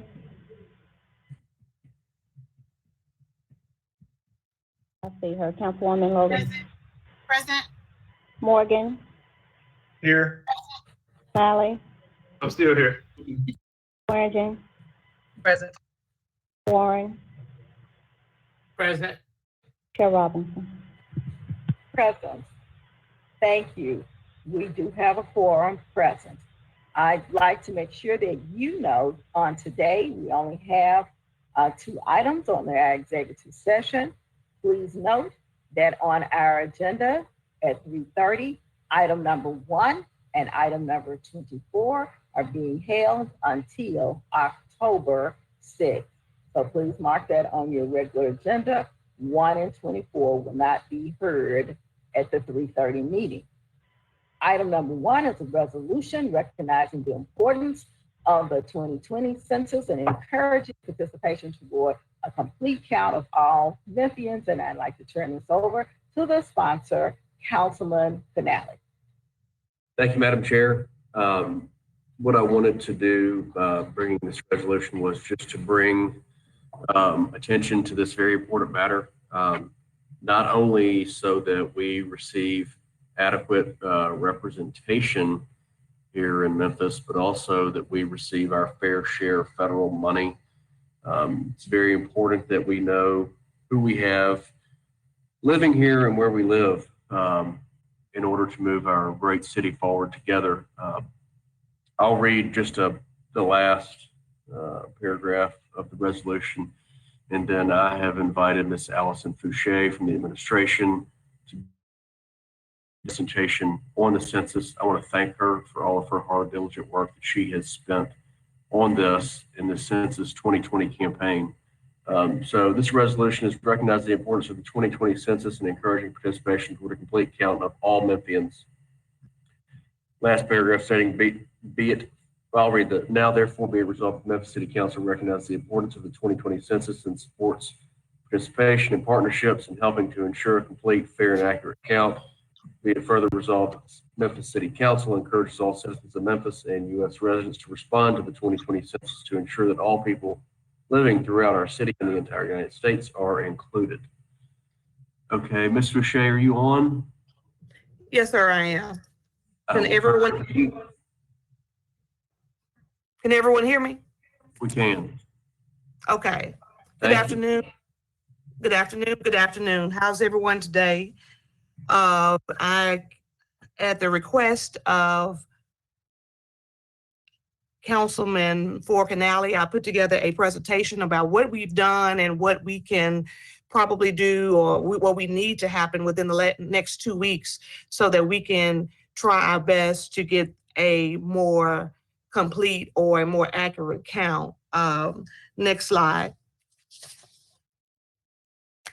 So I put together, we're not alone in our self-response rate being low. We are 56.5%, but I put together, based on a census hard to count map that is available by the federal government, that we have other cities that have similar issues that we have. You know, Detroit, 50%, St. Louis, 52%, and then on the other side, you have New Orleans, which is at 57%. So I think a lot of cities are having an issue in getting folks to self-respond. So we need everyone to help us to get a complete count. Next slide, please. So what have we done so far? Next slide. We've done media rounds and stories on all news outlets and radio stations. And here are just some of the metrics. I'm not going to bore you with the numbers, but I thought that they were important to share with you today so that you can see what we have done since January. So we've done iHeartMedia, and they've actually partnered with us. And in addition to what we've paid, they've also given us free advertising for a lot of dollar for dollar, or should I say 3 to 1, in some of the advertising spend we have with them. So these are just some numbers we've reached during January to March, about 2.7 million gross impressions, as well as like May to July, we've reached about 4.6 million. So we have advertised extensively on not just urban stations, but on all stations. Next slide. Also with Fox 13, who was another partner, they were all both iHeart and Fox were both part of our Complete Count Committee. They were partners, so they did extensive advertising with us. We did give, some dollars toward that, but they did their part in order to make sure that we had enough ad time. You may have seen the commercial. It was a commercial with children that talked about the census. I don't know if anyone has seen the commercial, but we actually won an award for that award commercial, a Telly Award, and it's actually up for an Emmy, a regional Emmy, because of the work we've done. But here again, we're looking at 2.2 million impressions with your digital and display and mobile, and we also have clicks available. So every time someone they didn't just see an ad, they actually clicked on that ad and went to the census website so they can complete the census. So these are just some numbers. I believe we need to see numbers so that we can see the work we're doing. Next slide. We also did a texting campaign to 169,000 Memphians. We had about 3,000 clicks. It wasn't as successful as I thought it was going to be, but we did do a texting campaign. We also sent emails to all MLG&W customers that have opted in, and that was 121,000 that we've sent emails to them on September and on 2nd and the 14th. And you can see those numbers there, that we had about 34% open rate. And so that actually is a good open rate in comparison to a lot of campaigns that have run. But again, we've done a texting campaign, we've done an email campaign. Next slide. Digital, we have a website, 901counts.com. We've received 25,000 unique page views, and our social media, over 250,000 impressions. We also ran banner ads on Daily Memphian. That was about 388,000 impressions. Memphis Flyer, we did emails with them and Tri-State Defender. Next slide. Citizen engagement includes 311, 211, and MLG&W. All service centers, they have made mentions of the census during their service calls during September. So, and 211, for instance, just as an example, they made 1,335 census information referrals, and that was just in September. And based on that data, 70% of the callers that called 211 had already completed the census, but these are the folks that they made referrals to. Also, MLG&W made it part of their on-hold message. With everything going on with COVID, people are calling MLG&W trying to get reconnected. It's actually part of their messaging when you're on hold. Sent emails to customers and employees. It's part of their bill insert. It was in there in March when the initial deadline was, and then they did it for September. And there actually is a food drive they're having on Tuesday to pass out information, September 29th, to pass out information even further to try to make sure that we're getting a complete count. Next slide. We also work with Momentum nonprofit partners. This was pre-COVID. These organizations did events for us. And we had to stop events due to COVID, but these are just some of the organizations that work with us. National Civil Rights Museum, Knowledge Quest, they all did events in their respective communities to heighten awareness of the census. Next slide. Citizen engagement, Census Caravans. In partnership with the Census Bureau and Memphis Urban League, we did actually one caravan on September 5th in Frazier. And then we have another one coming up on the 19th in the South City area.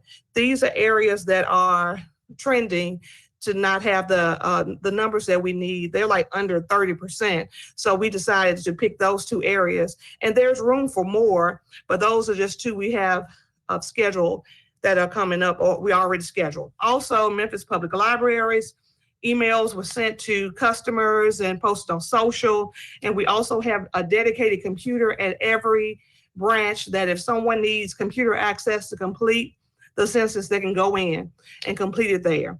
Also, SCS, Shelby County Schools, passed out census to elementary school students. There were the stickers that looked like this logo to your right, and to encourage, again, folks to fill out the census with those devices. And also information was sent to parents. Next. We also did a robust Hispanic outreach. We had a partnership with La Prensa Latina, and Mayor Strickland did a video with the Mexican consulate. We had a front page story on La Prensa. We also did Hispanic Radio Ambiente, La Jefe, and they, you see those numbers there. So next slide. And then we also had a huge, this is a bingo game that we were awarding prizes to folks who participated. So this was, again, to the Hispanic community. And they did it, well, actually we have 2 more games, but it's every Sunday. We have live games. And so far we've had 105,000 impressions and 1,300 clicks. They also passed out posters at various locations around the Hispanic community to make sure folks were informed as well. And from what I'm hearing from La Prensa, they've had an uptick in their web traffic of 40% due to this promotion. Next slide. Okay, how can you help? Next. These are some of the things that I'm thinking that we need our council to help us with. Host a meet and greet or a Q&A in your district. It can be virtual. If you need help with that, let us know. We will coordinate a go-to meeting to help you create that. Send an email or a letter to your constituents, letting them know or informing them that it's not too late to respond. We still have 2 weeks to go. Can you respond? Post or repost on your social. Everyone has their own fan base, and you serve different areas and districts. So, reposting on social, we need that help. Host a phone bank or robocalls to your residents, and also reach out to the federal government in support of extending the deadline. There's a court case going on right now in California that they are fighting this, that actually the date was changed from September 30th, or from October 31st to September 30th. So if you can reach out to our federal representatives to encourage them to extend this further, because what I'm also hearing is in the community that numerators are not doing what I think that is my opinion, but they're not doing what I feel they should be doing. They're doing quality checks, and they're not engaging with constituents who have not responded. They're just going, if I've already responded, they're just checking to see if my information is correct. I don't think that's the best use of resources right now, especially since we're under 60%. Next slide. Here, Terrence Fluker is our partnership specialist here that I work with directly. Here's his contact information. He and I both are available for anything that you all may need in these next 2 weeks so that we can make sure that we're getting a complete count. And if you have any questions, there are also a couple of resources, websites down there that you can go to as well. And if you have any questions at this time, I will like to answer.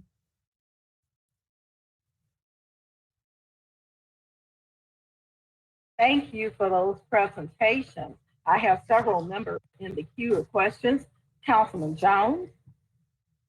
Thank you, Madam Chair. Mine isn't a question, just more so a commendation for the mayor, his administration, and you, Ms. Boucher, and under the leadership of Ms. Madden. I've commented to you personally that I really enjoy those commercials with the children talking about and encouraging people to do the census.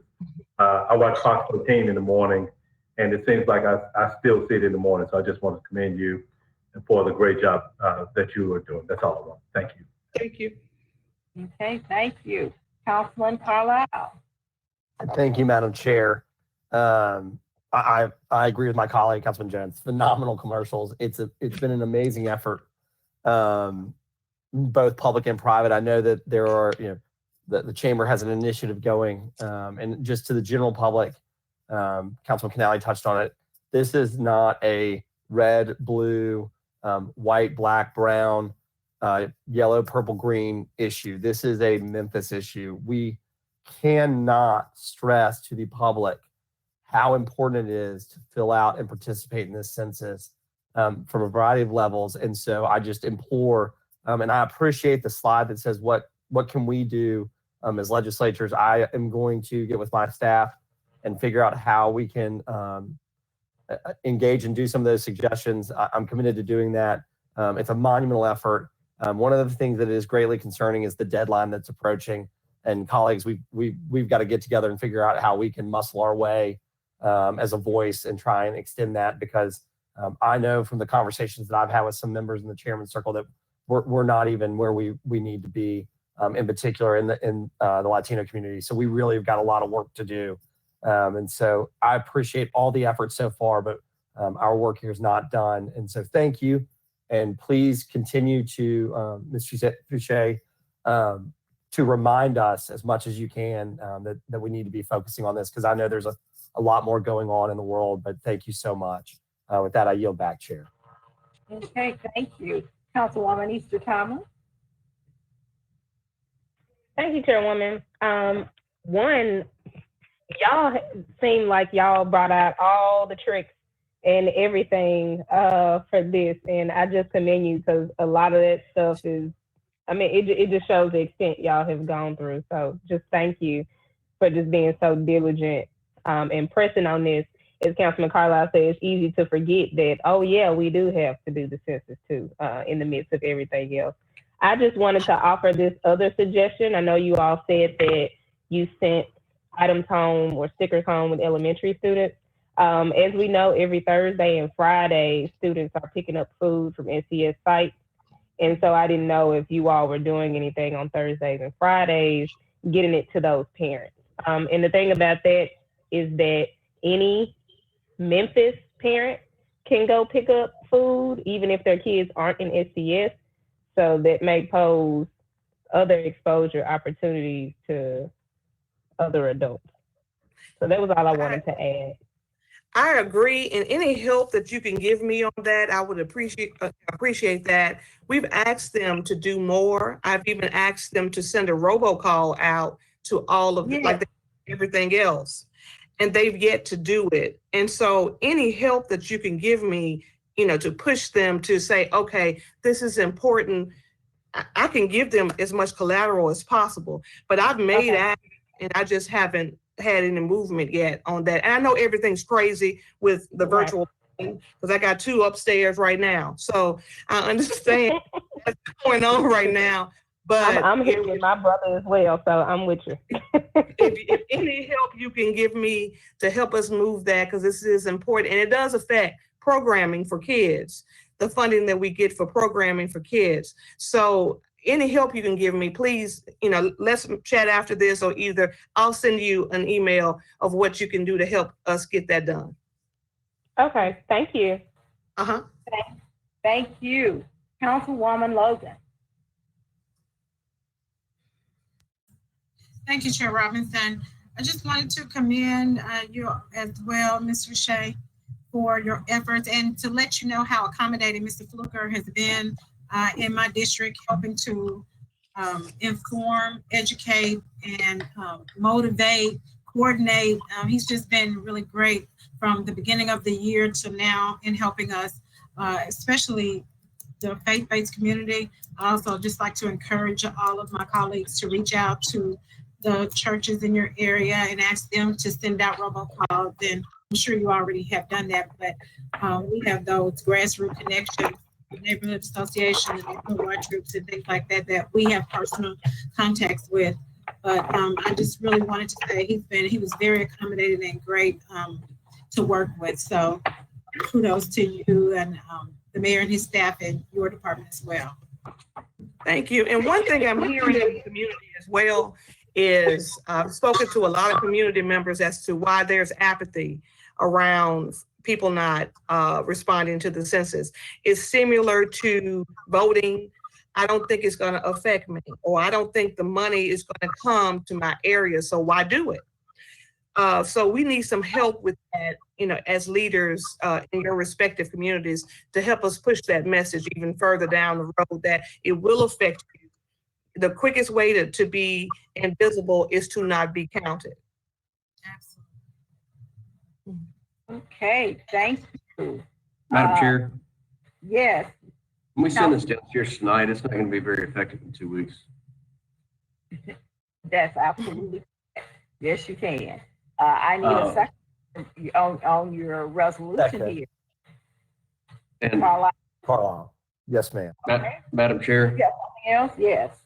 will you read the items that are being held again? The numbers.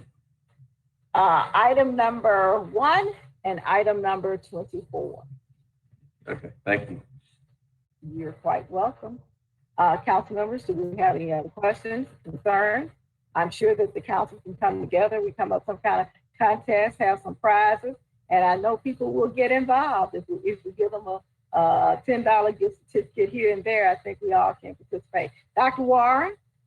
Yes, I just texted the superintendent about giving out census tracts when we give out food this week. He said absolutely. So if they're having trouble getting a hold of the superintendent, please, whoever needs to get a hold of him, get a hold of me and I'll text. But he says they'll be glad to give out tracts this week. So the applicant. We want a robocall too, so send them another. I'll put that in the next text. Okay. And, Madam Chair. Yes. Just an FYI for Fouché, they give out lunches from 9 to 12 on Fridays and from 1 to 5 p.m. If they miss receiving them on Thursdays, 9 to 12 and from 1 to 5. If they miss Thursday, they give them out on Friday morning from 7 until 9 a.m. I got it. Sounds like a plan. We need some people with some computers there so that we can see them go ahead and do it. We need to get to work. Thank you. Council members, can we do this by acclamation? We want to, all in favor of the resolution that's been presented before us for the 2020 census and encouraging participation towards a complete count of all Memphians with same night minutes. All in favor, say aye. Aye. Aye. Any opposed? That motion carried. We hear that at 3:30 with same night minutes. Item number 2, I'm going to, it's our fiscal year 21 grant presentations. We have 2 left, and I'm going to allow Chairman Jones to take over this portion. Chairman Jones. Thank you, Madam Chair. Let me check my email. I hadn't checked it recently, but everyone, you should have received, or should have turned in, you were requested to turn in the grant request, the initial grant request that we heard this morning. So we have outstanding grant requests from a few members, and we're emailing them now. As well as some people haven't allocated their full amount. I'm about to email out the list as is to everyone. Okay. And we have two presentations, Councilman Jones or Chairman Jones, and that's Pyramid Recovery, item 20, and Ccmi of Breaking a Stronghold, item number 81. Okay. Ms. Simon, were we able to make contact with representatives from those 2 organizations? Yes, sir. They should be on the line. Coleman Thompson is with Pyramid Recovery Center, and he's on the line. Okay, well, we can hear from him then. And I'm giving presenter rights to Ccmi. She's listed as RN on the system, Roxy, and they are number 81 on your list. Okay, so which will we be hearing first? Ccmi. Okay. Breaking the Stronghold. Miss Roxy, are you on the call? There you go. If you could go to slideshow. I'm looking to see if I can see your cursor. I don't see your cursor. There you go. Perfect. Thank you. Begin with your budget screen. Hi there, everybody. I'm going to let Brianna present because she had some difficulties. And Coleman is also, who are you with, Coleman? Okay, so Coleman is in our building here as well. So they're going to present separately. Mute that. Okay. One moment.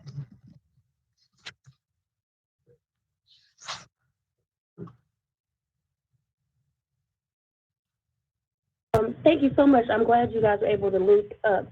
Mr. Coleman, you need to have your PowerPoint on their computer. So while they're presenting, if you wouldn't mind emailing it so that it'll be ready to be pulled up on that desktop where you are. All right, so he's actually on his laptop under CT, so he should be good. And we already have. I'm sorry, we cannot, your voice is a bit muffled. Okay, so let's see.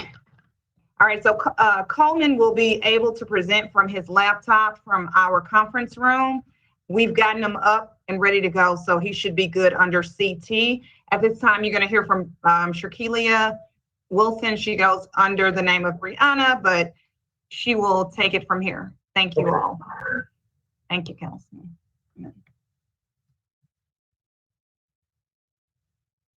Ms. Wilson, you're recognized, ma'am. Okay.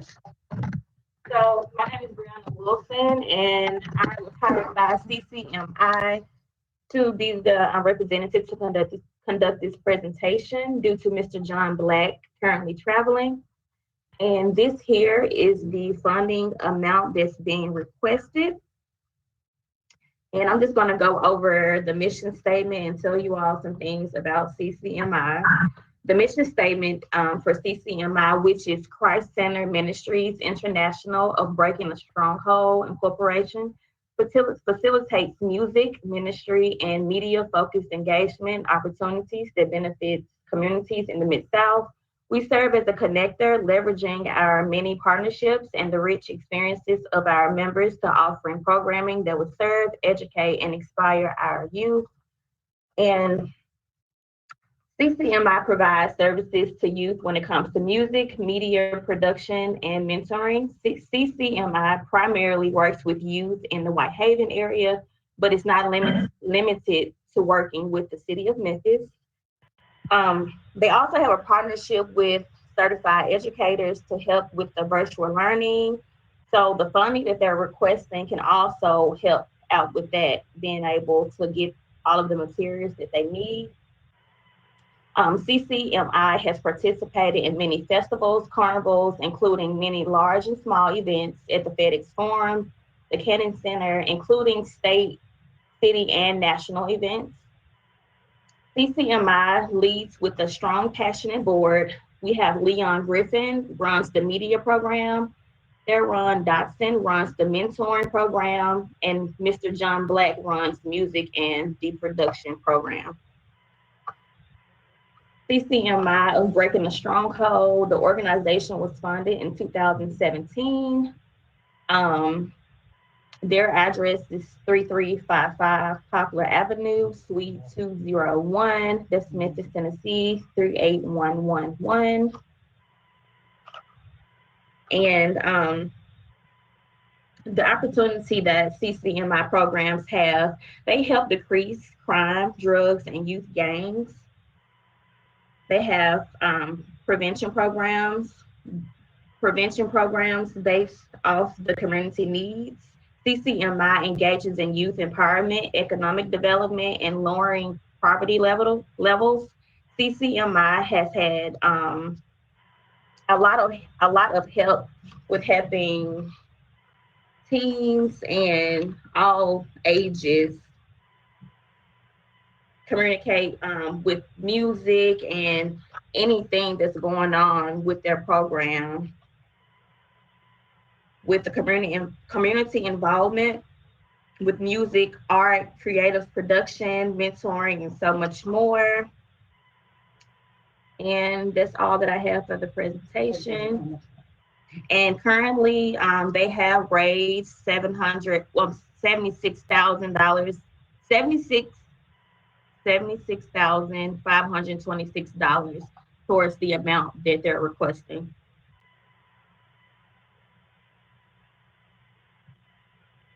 Okay, thank you. We have, Dr. Warren, that was from the previous presentation, is that correct? What was that? I was trying to see which. It was in general about a general question about sending our list in. Oh, okay, gotcha. Colleagues, is there anyone who?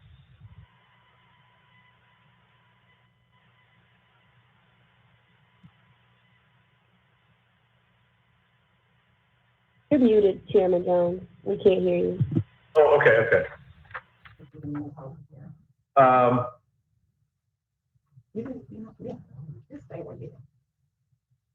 Okay, so you said that you've raised about $76,000. Yes, they have raised that amount. Okay. How long has the organization been operational? I may have stepped away for a second. You said since 2017. 2017. Okay. And how much did you all raise last year? Let's see if that's listed on the paper here.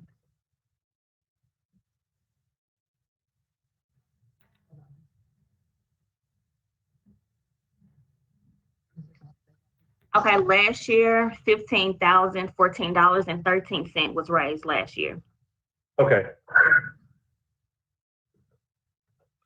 Okay, well,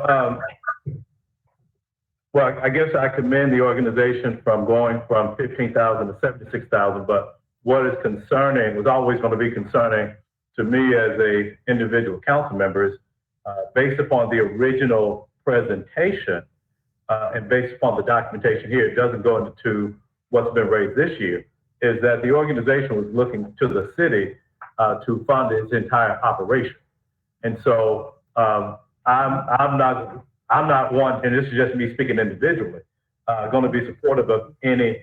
Okay, no, sorry to interrupt, but that was miscommunicated. No, Okay. they're not necessarily looking to be funded fully, not the whole operation, no. Okay. So what is the ask for this year then? So let's see. I'm going to do a little math here.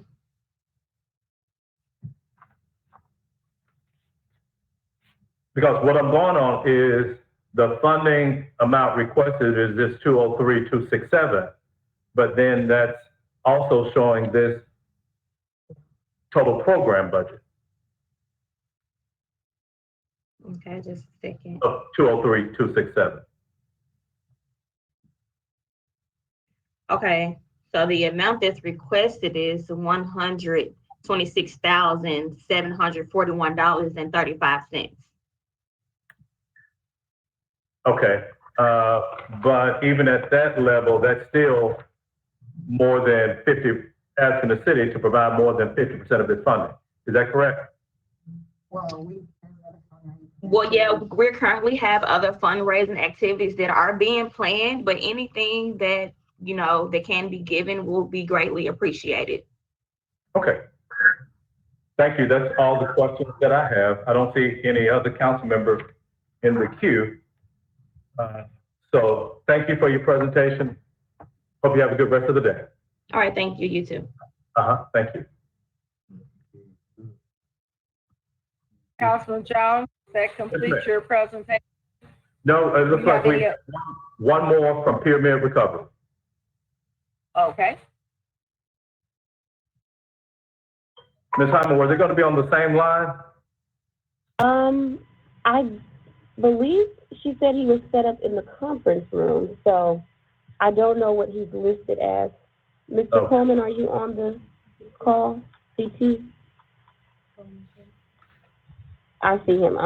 Mr. Thompson, if you log in through the web, you will not be able to present. I'm gonna try to give you presenter status, but you'll need to download. I think Lakeivia talked with you, and Craig, you'll have to download the app. You're not touch screen, are you?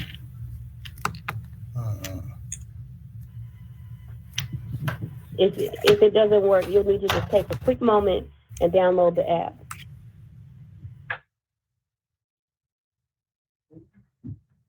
Put his email in Mr. Thompson, is there someone in the room with you who's that just Ms. Broxy that helped set up the other people? It's volume will say something, Coleman. Hello, can y'all hear me? Yes, Yes, we can. yes, but Ms. Okay. Broxy, he needs to download the app. When we talk to him, we want him to make sure he has to go through the app. So I think we can look at it and see that he's on the web base. If you would just take about a couple minutes and pull that down for him. Let me check with Clay and McKeevy. I think they sent him the link to download. What? All right. I think something that would be a little faster, we're gonna put him on this side, just so for the sake of time, we can move along. Hold on a second. We're gonna do it from our end. Okay. Do you have his presentation? Yes, it's Okay, there. perfect. That's all you need. If you have his presentation, then you can get him logged in on the computer you were just on.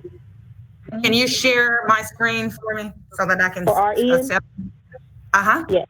Okay, I will do that. Thank you so much for all of your help. You've been amazing for us today. No problem.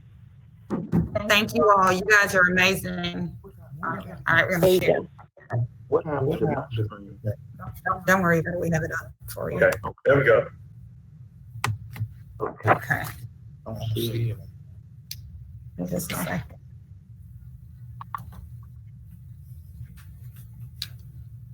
I can see you're on the web. Ms. Roxy, if you know to go to slideshow and click on the budget screen, which is slide number 4, and then click from current slide so that he can begin with his budget. Okay. If you don't mind. You don't mind? I can see your cursor. Go over to the left a little more. Keep going to the left. Up to the top to the taskbar. Where it says File, Home, Insert, Draw, Design. Keep going. No. Keep going over to the right, to the right, to the right, to one more, to the right. Slideshow. Click that. Come down to from current slide. That's presenter view. Click 4. Yes. Now go click from current slide. Up at the top in the taskbar again. Here we go. I see your cursor. Okay. I see your cursor. There you go. Perfect. Thank you much. Checking this one out to mute. Am I ready? All right, you're gonna be ready. We're gonna turn this all the way up. Go ahead. Hello? Okay, one of y'all will have to mute to prevent the echo. There you go, Mr. Thompson.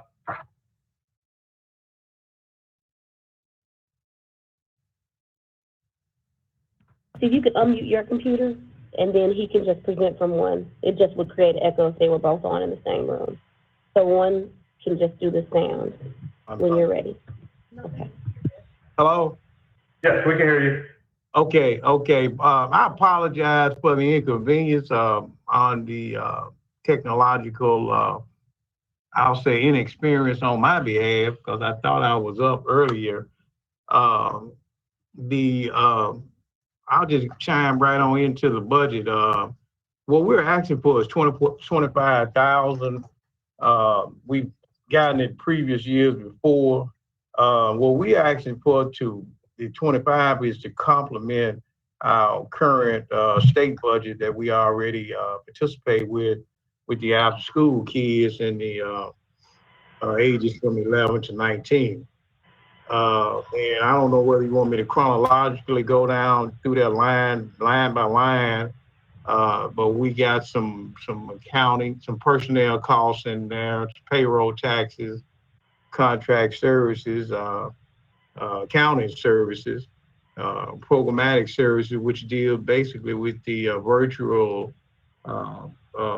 students and all that. We've modified, the state has given us some latitude to modify the program a little bit, if you will. And what we're asking the city to do is just complement that portion of the program. And we asked for $25,000. Our annual expense budget, I'm a little ill. I've been off, well, I'm kind of ill the last couple of days, but bear with me. And the total is $86,600, administrative cost $7,459. we just kind of went detailed, succinct, right to it, and just asking for some compliment on the state budget. Okay, colleagues, any questions for Mr. Coleman Thompson?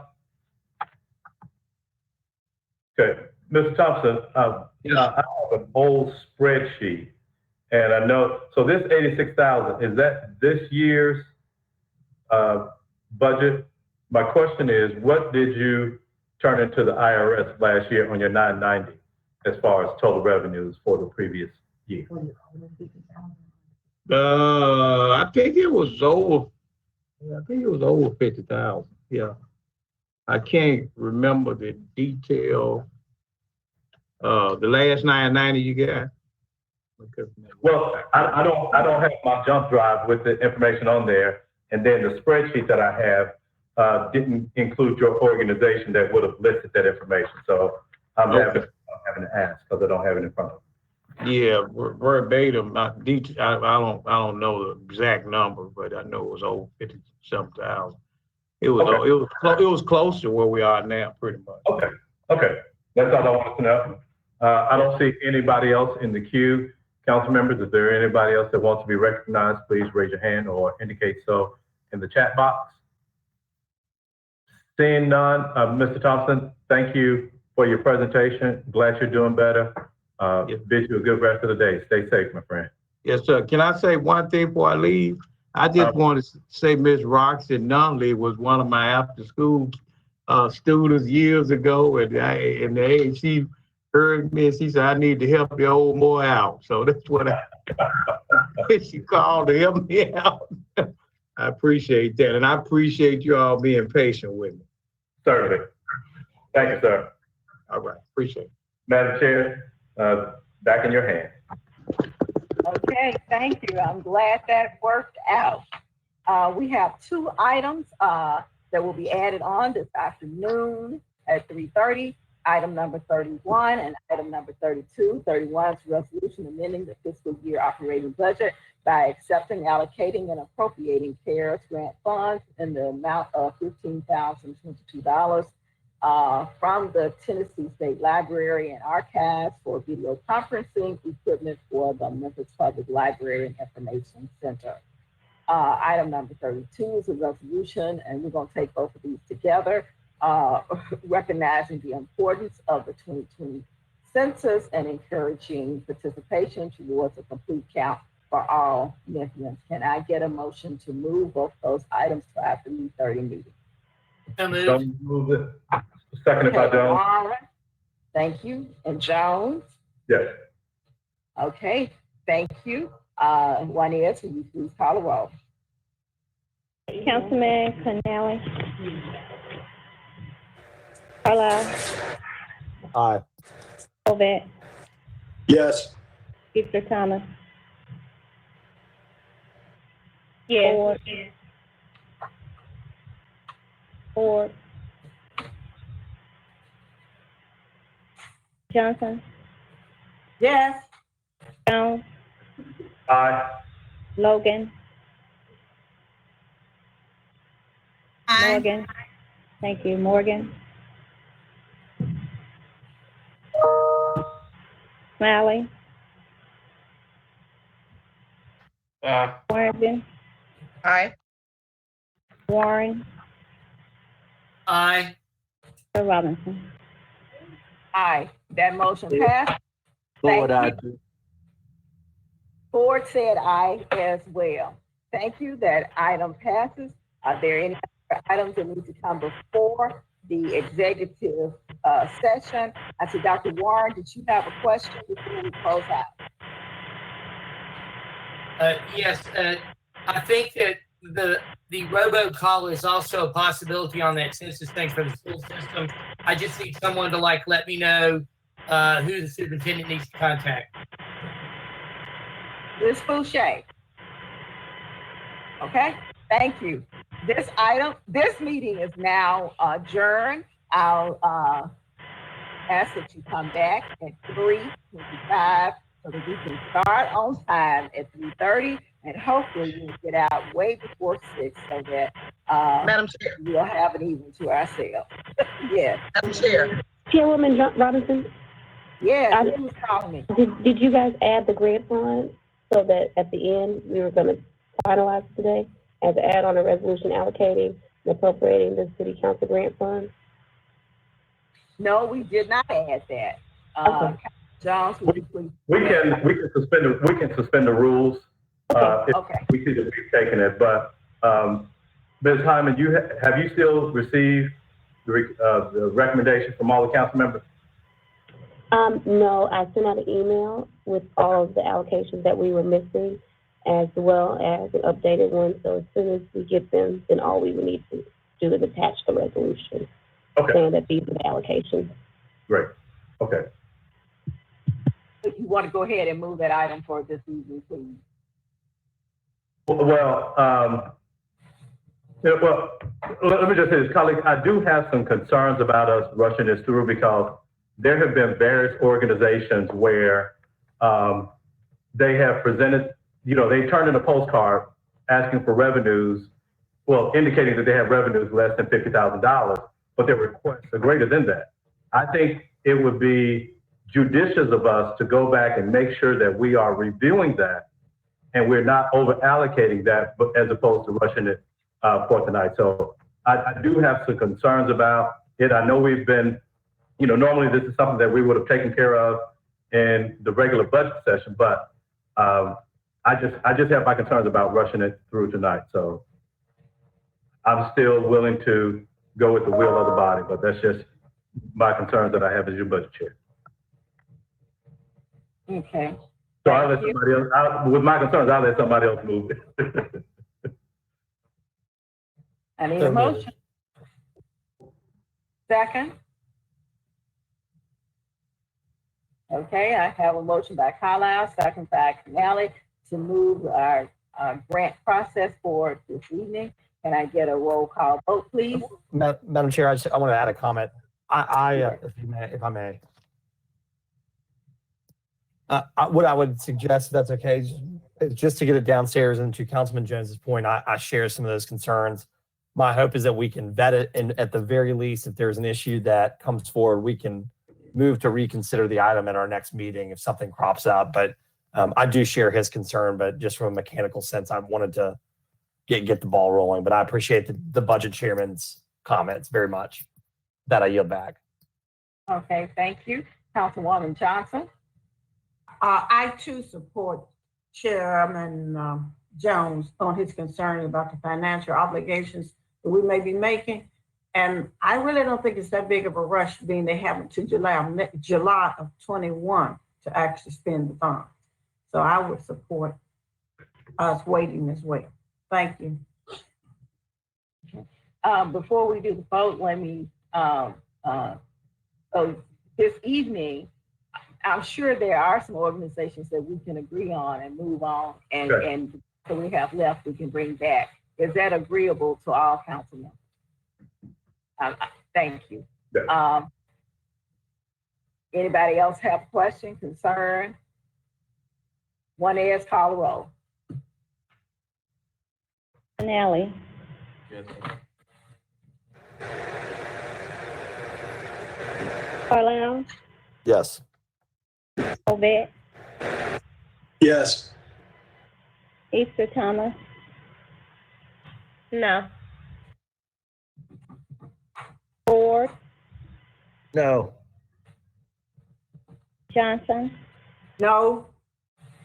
Jones, No. Logan, No. Morgan,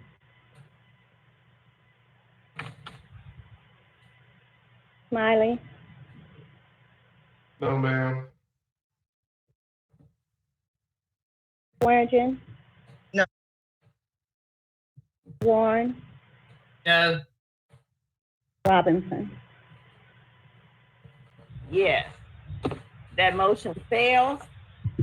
That item will not be on our agenda this